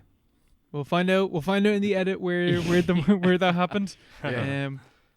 We'll discover what was lost. Yeah. But it's okay. Whatever was It's lost, I'll just record in my own time and send on to you. It's probably nonsense anyway.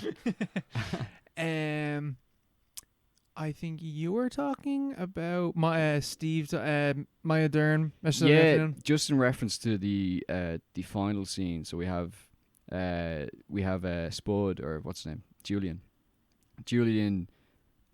coddling what we find out is his baby by Pearl, and it's kind of like what would you call it, like night vision kind of like mode of him under the covers, coddling the corpse of his child. Very fucked up circumstances, and just like you were mentioning before about the whole idea of like, it's like you kind of see, you usually see that kind of like night vision style in like a horror film where like there's a big monster is like about Blair Witch. Yeah, it's about to burst through onto the screen, and there's like some grave threat that's facing the main character. And in this circumstance, it's the grave threat is just this great tragedy which is befallen Julien and his family, and then the film just kind of ends on this like tragic note of his family kind of falling apart, and his life just reaching this kind of like nadir, like this like end point. And it cuts this image of a woman dancing of an ice skater, which is a motif throughout the film, backed by kind of like operatic soundtrack. And like when I was thinking about the film before, I'd always thought that it was like that this was Pearl dancing, and that this was kind of like, this is part of, maybe even that this is the reason that she'd fallen on the ice skating rink, because she's doing these crazy moves, which doesn't make any sense in hindsight. But this image always stuck with me. This image of this grainy, like uber processed, like multiple times transferred between different media, image of this woman ice skating, and it's just like, it's in slow motion, and the kind of like the forced slow motion at like such a low quality, it's almost nearly like stop motion, it's just like image rather than it doesn't flow properly. Of course, that's the filmmaker's intent. But like, just watching again, I actually rewatched it several times when I finished the film, just because I just thought there's like a real poetry in the image, like as it like just like pans down, like very kind of like, it's like a shaky cam. It's clearly someone just recording on a camcorder, a TV, like some kind of live performance, some kind of like Olympic showcase or something like that. Just like the way the camera pans down between down her body and then back up her body and then down her body again. It just reminded me of one of our lecturers from college, Big Steve. Shout out to Steve. Steve, yeah, from Ann Arbor University, and he used to talk about he talked to us about Maya Deren and Meshes of the Afternoon, and the importance of movement in that film. Great and film. the importance of and the like the kind of the symbolic importance of dance, really, and how that can communicate things, and it's just the kind of the way the camera lingers, the way the film lingers on this image of someone just in kind of like this artistic flow, but like brought down to this microscopic level. Even you can see the grain reflecting on the scan lines on the TV, and it, like the way it draws down to her foot pinpointed on the ice. I just thought it was like, I don't know, and you can still see the movement all around, very, very slow, very deliberate motion. I thought there's a massive poetry and a massive meaning to that image. I watched it. I played it back several times. My mom was like, "Why are you watching that again? What are you doing? What's this film about?" I just thought it really stuck with me, because there's an image that already stuck with me, but watching it again just made me appreciate it even more. Yeah. It really impactful, I think. Yeah, it hits. In a way that's it's like a non-verbal impact, or I'm not really sure how to articulate what it means to me, but I think it's really it's a really deep image. Mm. Yeah, it's That's all not- tone. doesn't give a and- lot, but Yeah, it worked. No, but as in like it's all like tone and ambience and atmosphere Mm. rather than, you know, if you were to be like, well, this image means that, it'd be so reductive and boring to just be like, oh, this image literally means this. Yeah. Yeah. But like to convey the tone of the movie, it's almost like the movie imploding on itself, because that is like the grainiest. Like I didn't mention earlier, but like his use of color in this movie, how saturated everything is. Like there's like really great scenes of like close-ups of Julian's face. He's walking around and like he's almost orange, and the sky is like so piercingly blue. Like he's just saturated the fuck out of the image. Or like when he's in church and it's just drenched in yellow. I think that image at the end is almost like the movie just completely like imploding on itself, and it's like the logical conclusion of that, of like the color. Even like she looks like an alien. She's literally green in that last image, and it's like all of the color temperature is fucked, and you're just almost literally seeing like the individual colors of the pixels in the TV that he's recording it off, rather than what you're actually looking at. It's fucking beautiful. Yeah. And it's something he did 'Cause- great in Gummo as well, of like filming screens, mixed media and stuff. Yeah, because even like when like Mark saw me when I was watching the end of the film, and I was like, "What the fuck is? Oh, it's the ice skater!" Yeah. Literally, Yeah. like for the first like couple of a couple of seconds of it, I was like, "I don't know what the fuck I'm looking at." Yeah. And of course, like she's that green again, in it, like it's insane. yeah, like, and as you said, like that is the logical conclusion, because we are with Julian at his rock bottom, and the film is literally falling apart. Yeah, it's like it's it's destroying itself. Mm. It can't go on. Like, No, yeah. yeah. I guess Hot it's a good take time. in Oh, defense of Julien Donkey-Boy, it's a good movie. This movie's actually good. We actually watched yeah. this. Here, It's look. alright. I'll put my fucking hands up. I'll be the first to say this is a good movie. Actually, Harmony Korine, he can make a movie. Who would not? Can Who make would a have movie, despite what Um, people will make you think. One thing I did learn on this watch after I'd always thought this, but I saw it confirmed in the behind the scenes I watched today for the first time, that obviously most of the dialogue in the movie is completely improvised, but a lot of the people in it are non-actors. A lot of the external scenes are hidden cameras, and people did not know they were being filmed, and I probably to this day still do not know they were in this movie. But like the confession box at the church with the priest, that's a real priest he's talking to in character, and that is real. There's a hidden wow. camera in the charity shop when she's buying the baby clothes, and your one says like, oh, if you're having a boy, it means you're blessed. That was completely, they're non-actors, they're real people. She had a small camera on her chest. Like a lot of the movie is like non-actors, like which is insane to me, of just getting these really like, again, the whole movie trying to be so real. And like he said, like the point of making this movie was it's based on his uncle, and he said that I wanted to make a movie about him.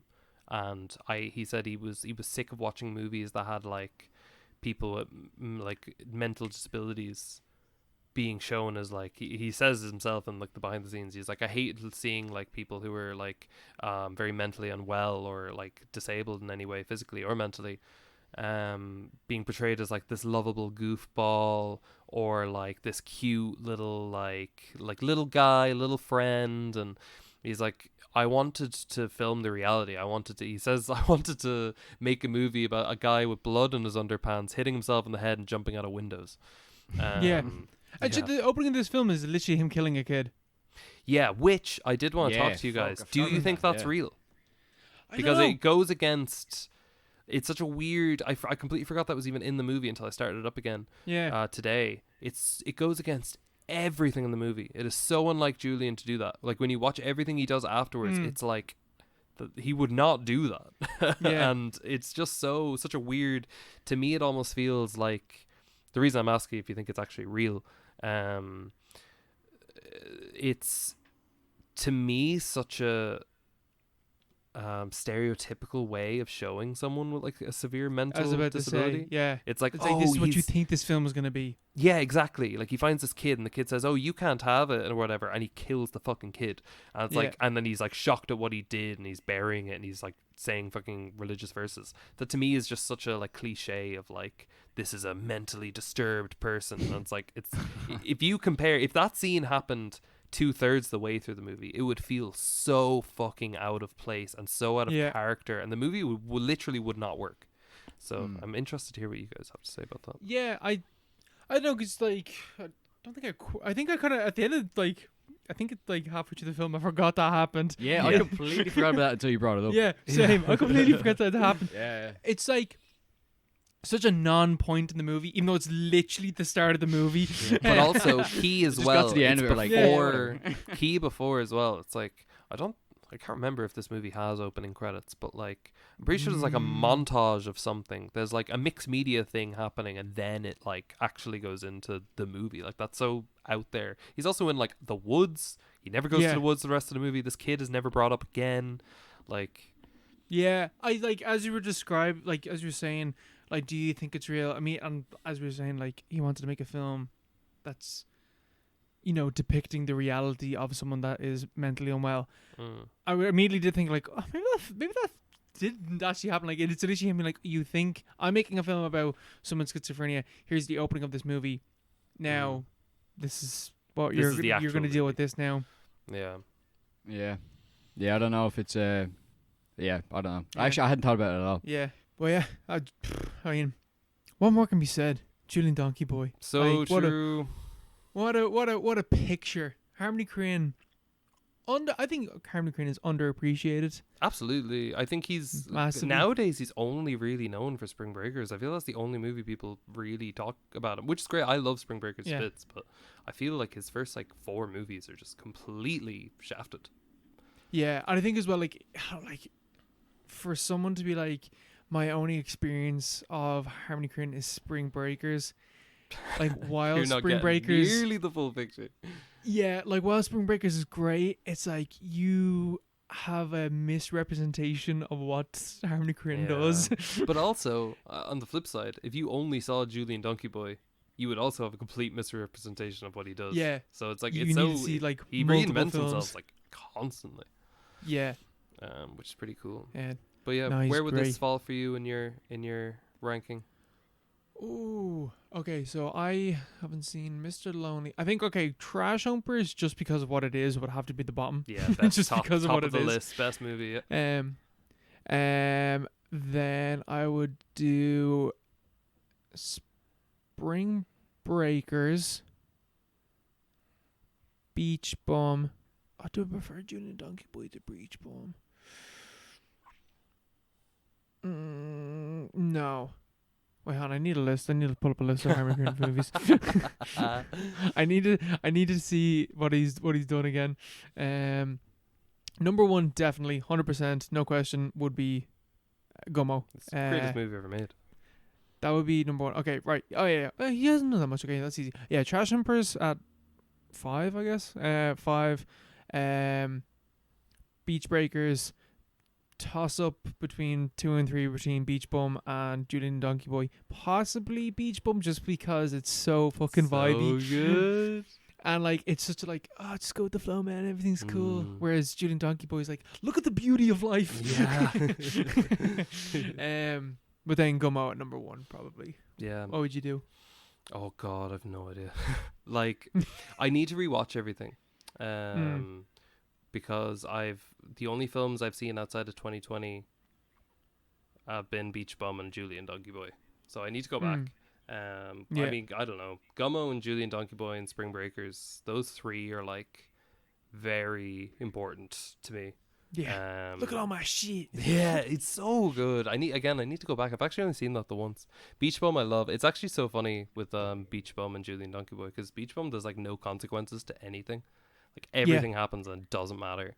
Whereas Julien Yeah, Donkey-Boy it's is, great like, for that reason. yeah, literally. Whereas Julien Donkey-Boy is just like the complete opposite. Like things that Yeah. don't even happen to have consequences. Like that movie is just pure consequence. It's so upsetting. Yeah.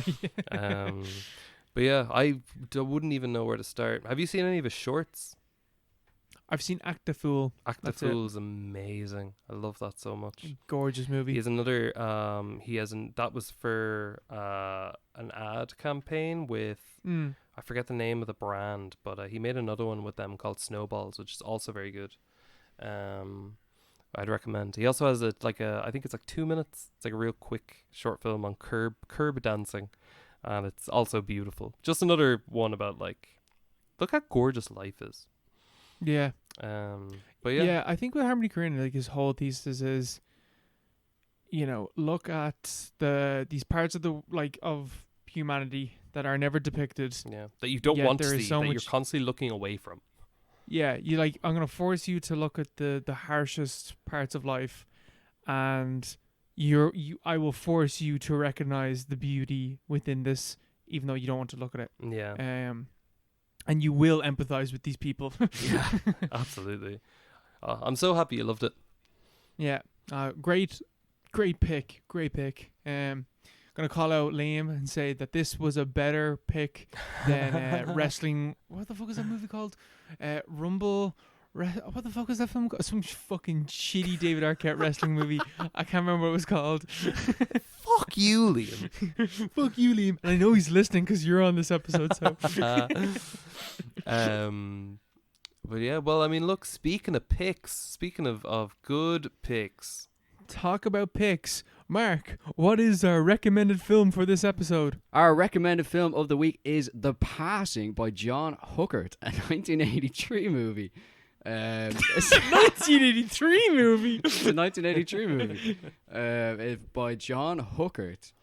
It's a science fiction, psychological, kind of mishmash of different things. It's a bit of a wild movie. Two elderly World War II buddies are living and dying together in their small home. One becomes a patient. We're all salvage worthy. Oh, fuck's sake. Let me. What am I talking about? What? One becomes a patient where salvage-worthy older attributes are combined with usable younger body parts. Just read what the the fuck? letterbox. Okay. Just read it off Letterboxd. They have a better synopsis. No, Yeah, we need Letterboxd, a different description. All right, fuck this. This is not getting caught either. We're keeping this in. What the fuck? Okay. What is up with IMDb fucking descriptions? Are so fucking weird. Oh, All right, Letterboxd. That's what you get for using IMDb. Letterboxd. Okay, there you go. All right, so IMDb was wrong about the year as well. The Passing, 1984, directed by John Huckert. The lives of two men, an elderly World War II vet and a young death row prisoner, intersect when the vet enrolls in a program to have his consciousness transplanted into a younger body, and the prisoner is forced to provide the body. See, that makes way more sense. Yes. IMDb, why you... I think the IMDb salvage-worthy older attributes. the IMDb synopsis, I think, encapsulates the chaos and confusion of the film itself. In terms of it's two different movies sewn together in a kind of Frankenstein creation, and so is the two clauses in that sentence on the IMDb page. Damn straight. And also the years, because every And time years. I looked up this film, it's either 1982, That's a different year. or it's 1983, or it's 1984. It's a commentary on Time. old age versus time. The film's about time. It keeps moving. And the passing of time, you could say. Yeah, what do you think the title is in reference to? The passing. I'd say the passing of time. Passing of consciousness between bodies. The passing Yeah. of a body Or consciousness between from- consciousness. One realm into the next. Yeah. One realm of reality to the next. Yeah. Exactly, Living yeah. to dead. Yeah. Moving to the other side. Elder to youth. Yeah. Youth to elder. Or just passing on Time, in general, man. because everyone in this movie is so near death at all times. Or just passing out because of how fucking boring most of this film is. Hey. Hold on. Don't talk like No, that. we won't be mean. boring. Boring. Oh yeah. What do you think of this film? Fill us in. Okay. I thought that this film was decent.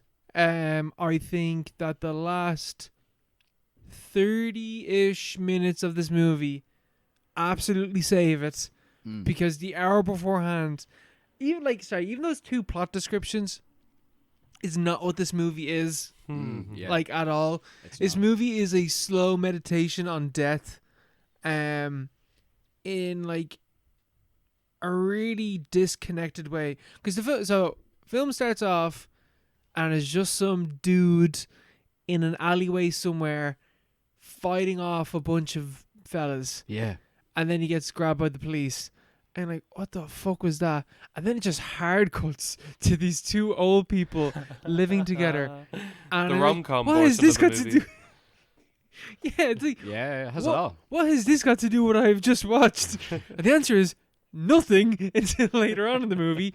And then it's just like, it's almost like mumblecore because Yeah. like the two owl fellas are just kind of talking about things, about life, about working, about being in the war, about one of the fellas. So what are the two guys' names? Ernie and Rose. Yeah, Rose is the black guy, Yeah. and Ernie is the white guy. Uh-huh. And Ernie is talking about how when his wife died, him and Rose celebrated because his wife wouldn't let a person of color live in the house or something like that. Mm.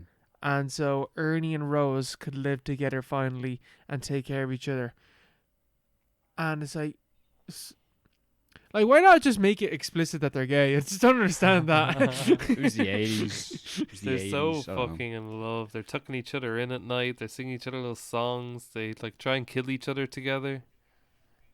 There's even the bit where like Ernie is talking about his wife, and then it's him walking up the stairs being like, I'm coming honey, and then he opens the door and then it's Rose sitting in the bed. Yeah. Mm. Where like as before it was making you believe that he was coming up to his wife, and then it's Rose in the bed and you're like, he's just gay. Yeah, I think it's fairly Yeah. on the nose, you know? It's about as on the nose as they could have been. yeah, for the time, yeah. And so Rose is both of them are dying, but Rose much more soon, I guess. Mm. And so for some reason, Ernie signs up for an experimental program. I can't remember what the reason for that is. I actually don't know the reason either. I couldn't tell. I watched this film twice, so I'm not sure why he signed up. or what. All the like, where it important cuts, plot or- is just like not mentioned. It's not said. No, yeah, Yeah. The part that sews the two completely different storylines together Mm. is like either not mentioned at all or skipped over to the extent that like you can just miss it like it's that. just not given importance whatsoever. Yeah. There's no weight to it. And so Ernie goes to an experimental place, and then he sees the prisoner dude. Can't remember what his name is. Wade. But also intercut with this is Wade's story about his girlfriend, his wife. They have a kid together, Mm-hmm. and she gets essayed by some dude that I don't think is explained who the dude is. Just some No. random. I don't know. I'm not sure about that. Because alright, this is the thing with this movie, right? I was like half watching this film, right? Uh-huh. And then I look up and all of a sudden there's a rape scene going on. I was like, where the fuck did this come from? And Yeah. And then I rewound it. Oh, there's and like I- multiple. Yeah, this happens. There's There's like multiple. 3 horrible There's like ones. 3, at least 3, yeah. And I rewound it, and I was like, what? How did it get here? And then I watched it. I was like, how did we get here? It's still not explained that we're getting to this. And so then we see Wade then take revenge on her rapist, and so that's how he's here. I don't know what the start of this movie's got to do with it though. I don't know. Is he on the run? Were they the dude's mates? Who are these people? I was trying to piece that together on my second watch. I didn't succeed. I'm not entirely sure, but I think it's non-linear. Like very is much- it just? Yeah, it's extremely non-linear, but in a purposeful way, but in a way that isn't very hard or isn't very easy to piece together. Like usually, like that like the first sequence when the film opens and you're watching the film.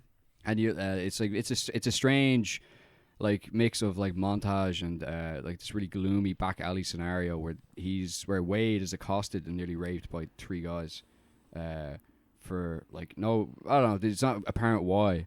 And then he sees like a graffiti on the wall, and every time he looks away and looks back, the graffiti changes It's like He's taking a weird drug as well, I think. yeah, maybe he's like smoking something, but he's not smoking. I don't think it's a cigarette. He's not It's smoking not a- no cigarette. It's not a rollie anyway, and I don't know. First watching, I was like, oh, this will come back into it, but it just doesn't. It just never does. It's never really explained what happened. They or just what's needed a happening in this kick-ass first scene. opening to the movie. Yeah, this Yeah, I is suppose. like, oh, we need to see an opening for this movie. Yeah, like I can understand that Wade is arrested based on the fact that he fights off these three guys, and one of them I don't think gets up, so maybe he kills him. But he wouldn't be sentenced to death for killing one person. Well, Who tried. you get sentenced to death for killing the other dude as well. Yeah, He's yeah, a yeah. serial killer now. He's a serial killer, and why is he like he's brought away by the cops, and then it's like it cuts to like earlier scenes where he's with his wife, and then it jumps back and forth, and it goes even earlier back to when he first meets his wife, and then it's back in the when he's waiting on death row. That's how you tell a story. And every now and well, like I've no problem with a non-linear, story structure. It's like you look at Mirror, for example. We love that movie. Mm-hmm. It was extremely difficult to understand. We had to watch it twice, Mm-hmm. But I watched this twice, and I still don't get it, which I think is a problem at that point. But I still like the general vibe of the film is really all that I took from it.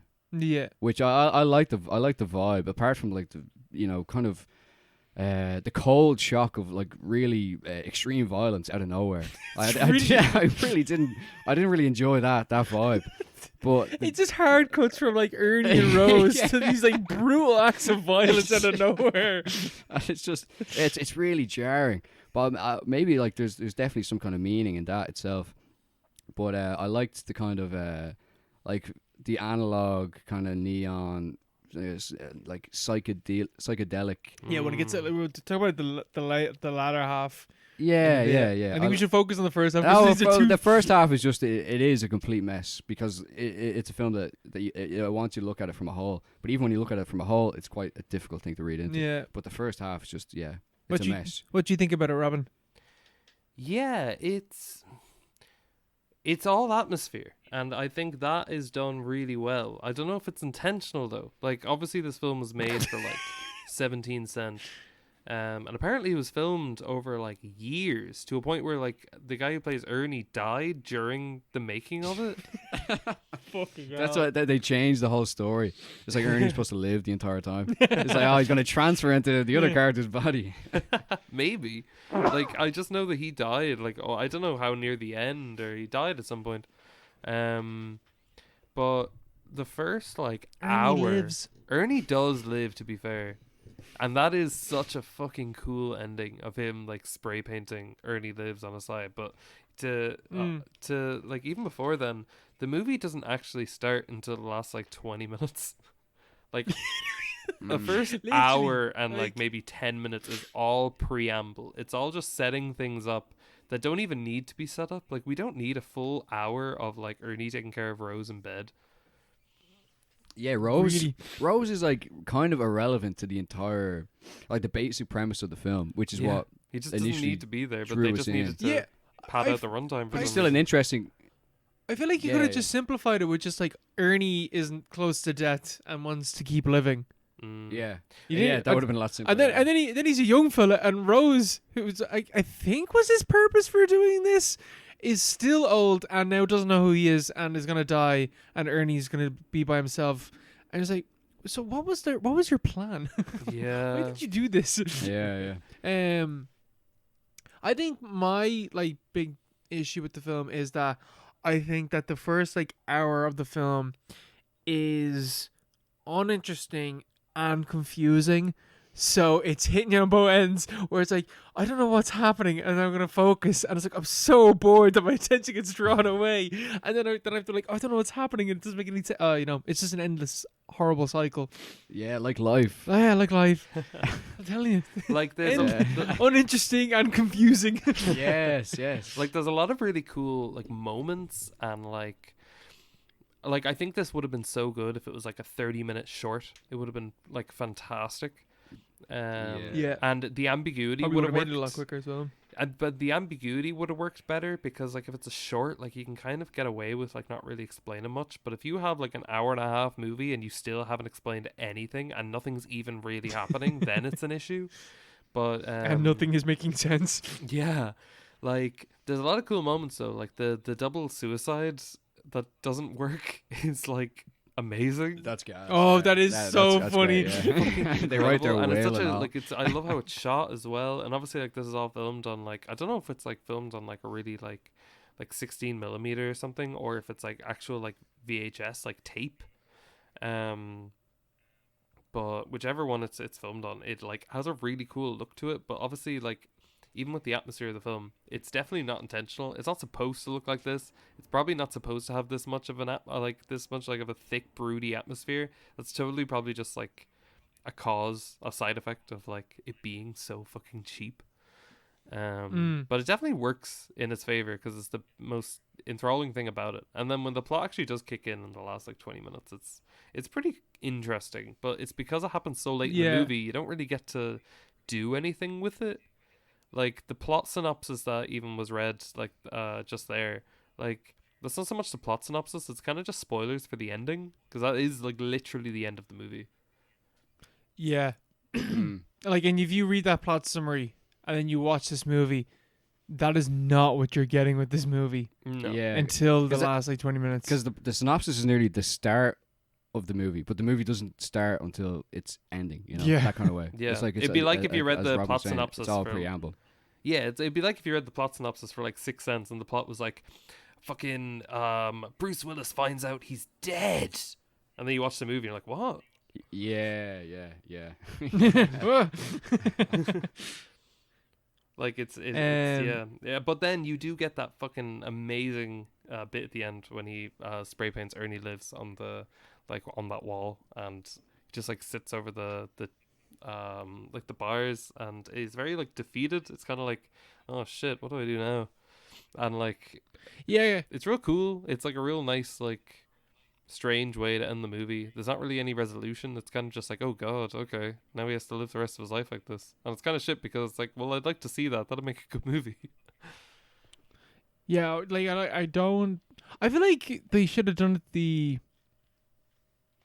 like I don't know, maybe cut half of your hour, like just make that hour half an hour, and then just have half an hour of the cool sci-fi stuff that's going on, Yeah. and then a half hour with the fallout afterwards, because it feels like your most interesting thing in this movie you don't touch on enough. Although it is like, and even that you can still have that scene of like Ernie Lives like be the last shot of the film or whatever, but I don't know, it's just the sci-fi stuff is easily the most interesting stuff. Like it's I don't know how they made some of the effects that they did with like the budget that they had. Yeah, because they look cool. Yeah. Some of it is really cool. Yeah. They do.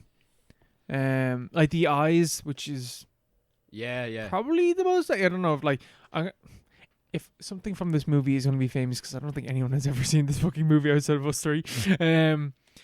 It is that shot of the eyes, the white eyes staring like blankly at Ernie. I was like, oh Jesus, what the fuck? Yeah, I like how the credits has like every single detail that was made in the film is accredited to a specific person in the credits. So the person who did the effects for the eyes, for the eye contacts, whatever latex or whatever they used for it, is listed in the credits. So that's such a specific.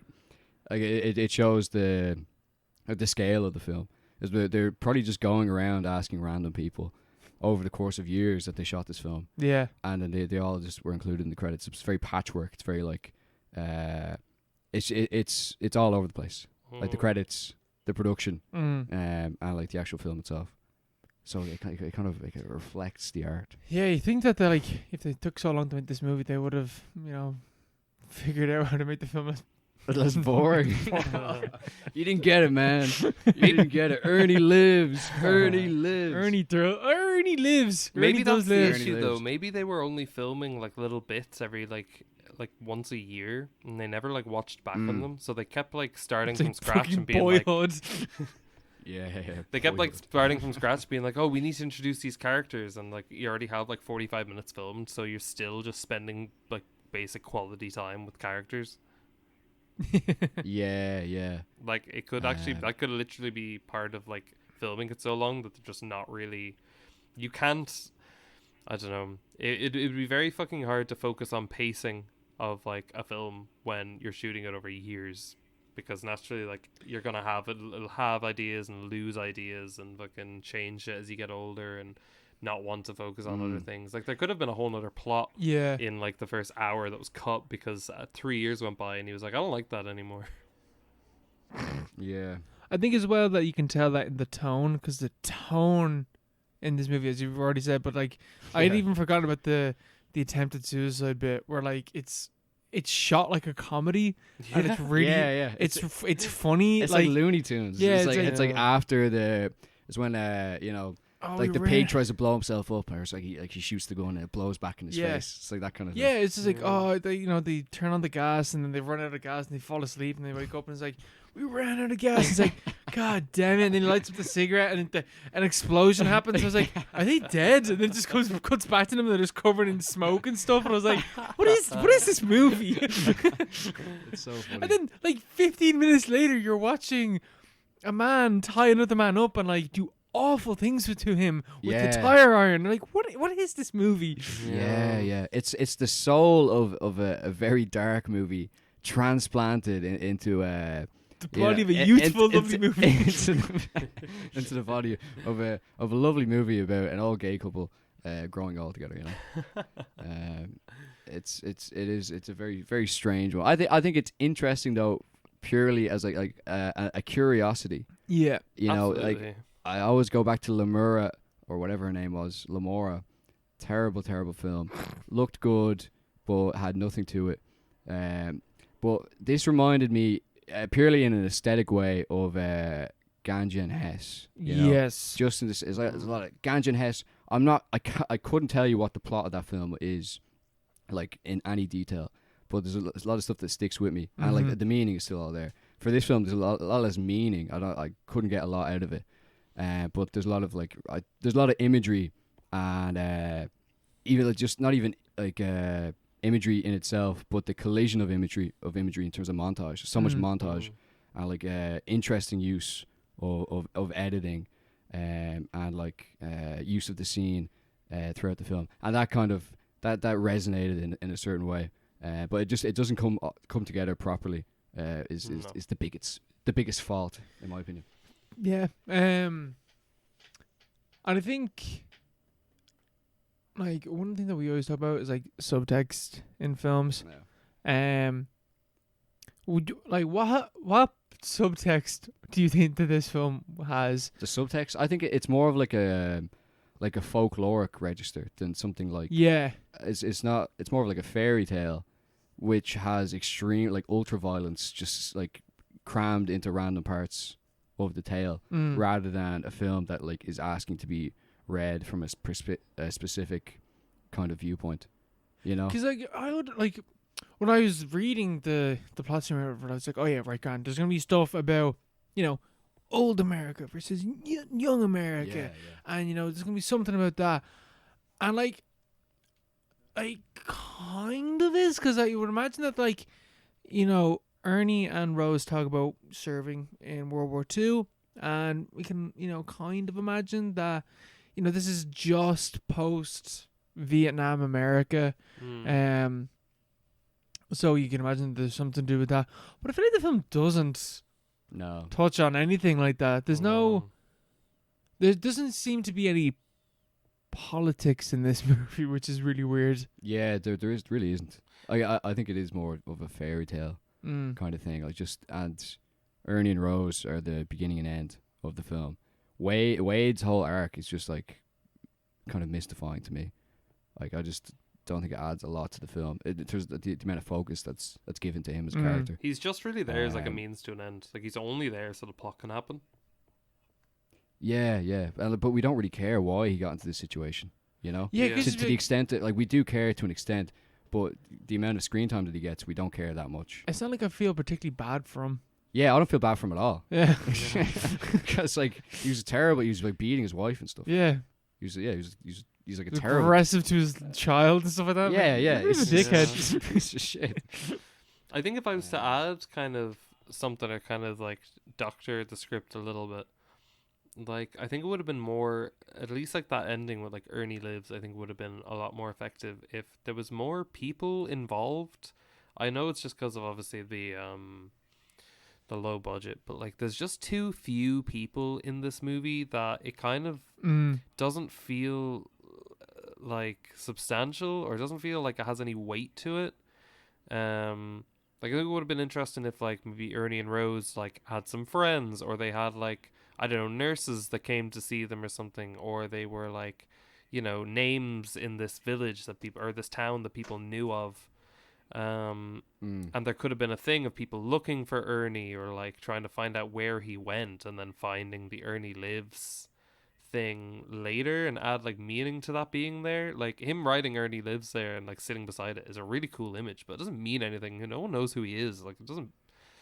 Like it's pointless, really. Just walking by. Who the fuck is Ernie? He's also like, he's not like who the fuck is Ernie, but like now that he's this other person, like he sees his wife and she like reacts, and he doesn't have any idea who she is.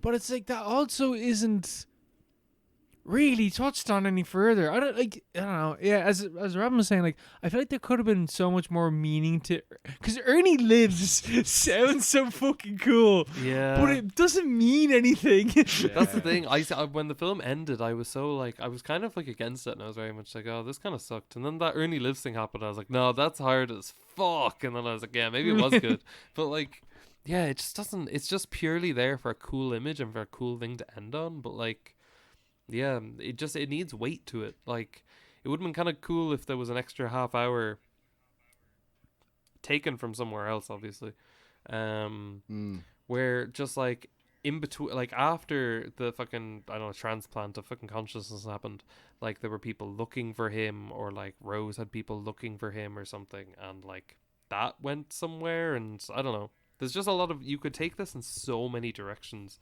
But the problem is like the film is starting as it's ending. You're getting the start of the premise at the end of the movie. So it's like, you can't really do anything at that stage. Yeah. Like it's... Oh, is this mean to say? Say it. It's like wasted potential of what could have been like a really... Yeah, that's a perfectly reasonable thing to say, definitely, yeah. But I don't even know, because I don't even know what they could have done differently with the budget that they had or anything like that. Like, I don't know, maybe... Anything we just said, we could have made this into one of the greatest films of all time. Just like We cut would've. down on We fucking... would've, yeah. Like it was If I made this movie... Like it was so cheap to obviously just be filming fucking two old men in a house. Like you can do that forever. Like, and you'll never like, all you really, like if, you know, like, it's so fucking low budget. I imagine that like the director, who's also Wade, which we never mentioned, I assume assume he was probably like filming and stuff as well. Like you could literally have a crew of like 4 people, including the actors, for most of this movie. But like you can do that in other places with other people also. Like I think there was too much focus on like trying to save as much money as possible, but I don't know. Again, it was filmed over like 7 years, so like you don't never know what, like, I don't know. The main character like could have fucking died at like really early on, and like he was like the main character, so they just used every bit of B-roll they had of him. Yeah. Yeah, they weren't even shooting this movie. That was just how that's just how Ernie and Rose were like on set. Like isn't the start of this movie literally just Ernie like at a park by a bin? He's just like standing there for a while. I know it's during the opening credits, but like, Oh, I can't remember. I'm pretty, yeah. You watched this movie twice. I watched it twice. Yeah, actually, I don't remember. I don't remember. Like fair play. Like low budget films are always like interesting, and they're always like, it's cool that this was even made and released. Like that is sick. But it just could have been more. I also like, I've seen enough films where I'm like, oh wow, this is really cool. That's low budget and like made by yourself. That it's no longer. It's not. I will not be like, oh yeah, like fair, like, it's. I'm not gonna bump up a movie because I'm like, oh, fair play, like you made a low budget movie, because there's been enough cheap low budget movies that have done really fucking well. Then I'm not gonna give this one a bit of a pass on it being boring and kind of shitty for the majority of the film. A pass. I'd pass on the passing. You really buried the lead there. I love it. Yeah. I love it. That's great. That's great. That's a good line. Yeah, I don't know. Like, it's still, again though, those 20 minutes though of all the sci-fi stuff. Yeah. The imagery in that section is great. I recognize the effort. There's something I appreciate. Although still, there is something about watching Ernie, an old man, slowly run away from everything that I was like, there's like no tension here because how slow you're moving. Slowly run away. Like when he's like jogging, very like shuffling down the hallways and stuff like that. Yeah. It's a weird one. All the shots of him running down the stairs. Yeah. Old Ernie. Good old Ernie. Oh, well. Ernie lives.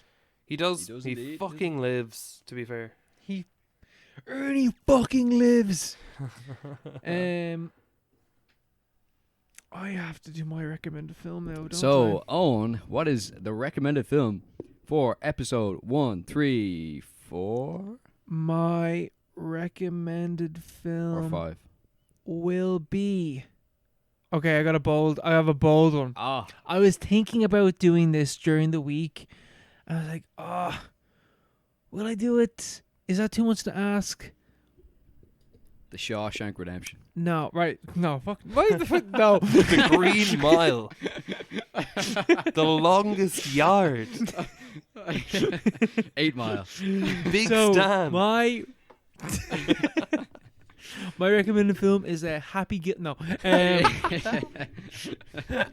My recommended film is going to have a part to go along with it. Oh, what? So, right. So, the recommended film is going to be Zack Snyder's Watchmen. No okay. way. But also, if possible, Mm-hmm. we're going to read the comic as well. Read the comic. See, I don't know, because the comic is a bit long. It's a long enough comic. How long is it? You can brush it See, out it's in a a comic- day. You can get it. I think 2 weeks. Yeah, you should be able to get it. Yeah. Like at least a month. As long as you get up You don't have first to thing in read- the morning, do nothing but read the entire day, and then go to bed like the next day. Yeah, you'll be able to do that. Is it long? Like, I have a copy of it there. you have it here, do you? Like it's a comic. You can ignore the words. You're only really looking at the pictures. Yeah, like Yeah.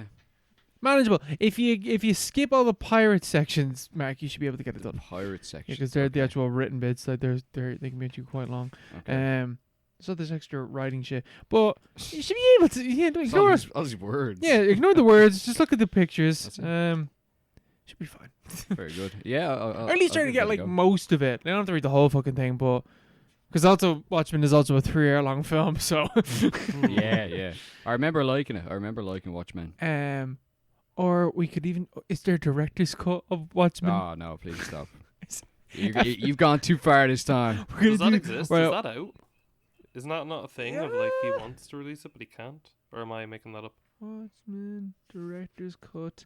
Is that a thing? Watchmen's. Oh no, it's called the Ultimate Cut. The ultimate cut. Oh, okay. So it brings the theatrical film of 2 hours 40 minutes to 3 hours. So there's an extra 20 so you have the minutes. in regular there for cut, some- the director's cut, or the ultimate cut. Oh, how long is the Ultimate Cut? The ultimate cut is 3.5 hours. The director's Oh, cut. fucking Nah. Jesus. The director's cut is only 3 hours, and then the theatrical cut is 2 hours 40, I think. Theatrical is alright, no? The director's Theatrical cut was long, though. received better than the theatrical release. Okay. Okay, so how about Alright. we'll do the Ultimate Cut and we'll do the entire Well, Watchmen comic book. And we'll also watch the HBO TV show, The Watchmen. Which is 10 episodes long. Okay, sure. Let's do it. We'll Can do knock it out in a all of day. it. Let's do that, and then not talk about anything else for that episode. Nothing else. And we won't record an episode for 2 months. At least 2 months. And then we'll come back and do that. Yeah. So this is how long is this? 300 pages. Yeah. It's like, Who watches The Watchmen? It's 400 pages. Yeah, us next week. Yeah, us next week. No, we'll do the theatrical cut. Yeah, it's fair. Because like, Lightweight. I And the know, book. and the book. I know that like the director's cut is probably better, but like not marginally. Like Not to any significant extent. not enough to justify an extra 20 minutes Oh no, of watching a Zack Snyder movie. absolutely not. No, we've things to do. We got places to I be. don't know why I'm doing this. I watched one movie in the past 2 weeks. Also, for a bit of the peek behind the curtains, this section that you're now listening to, this last 30 minutes, it was recorded 2 weeks after the last recording. Separately. A modular recording. It's a new technique. It's an Yeah. innovation. Because we made a mistake and we didn't time things right. No, we're just paying homage to we the were having passing too that much was fun. filmed We were over the having course of 7 years. Yeah, that We're we're paying taking tribute. Yeah, Yes. yeah. Yeah. Recording a podcast over the span of a month. It's an artistic. And it's like 40 years. People listen back like that was shy. That was so bad. Why did they do that? That was too confusing. It's all disjointed. Didn't make any sense. yeah. But like I don't know why I'm doing this because I watched one movie in the past 2 weeks. Why am I giving us a book and a film to watch? You're gonna bounce back. You're bouncing back. I will. You know what? Maybe I'll just drop out of college in the next 2 weeks. Like, I'm back. You'll be back. You'll be back. Yeah, I'll just take inspiration from somewhere. I don't know where I was going with that.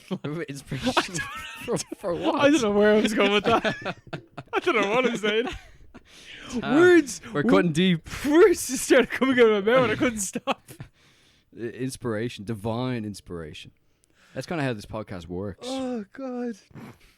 Why am I feeling so fucking tired? You've already been recording for 35 minutes. Yeah, this is the shortest episode of all time.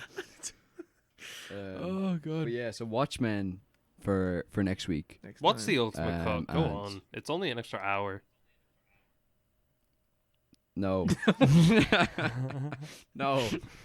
Can't do it. I refuse. Okay, will we leave it at that? We will leave it there. Robyn, thank you so much for being on this episode. Thank you for Robyn. indulging us in 2 recording sessions. Thank you This so is the most much. we've asked.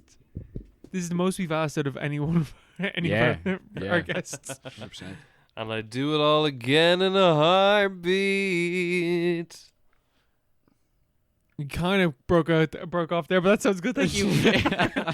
Thank you for having me on. I had such a lovely time. Thank you so much, and thank you for recommending Julien Donkey-Boy. That was A revelation. the best movie that we do. I can't remember what else we talked about in that episode. But anyway, Neither we'll find out like Monday. Yeah.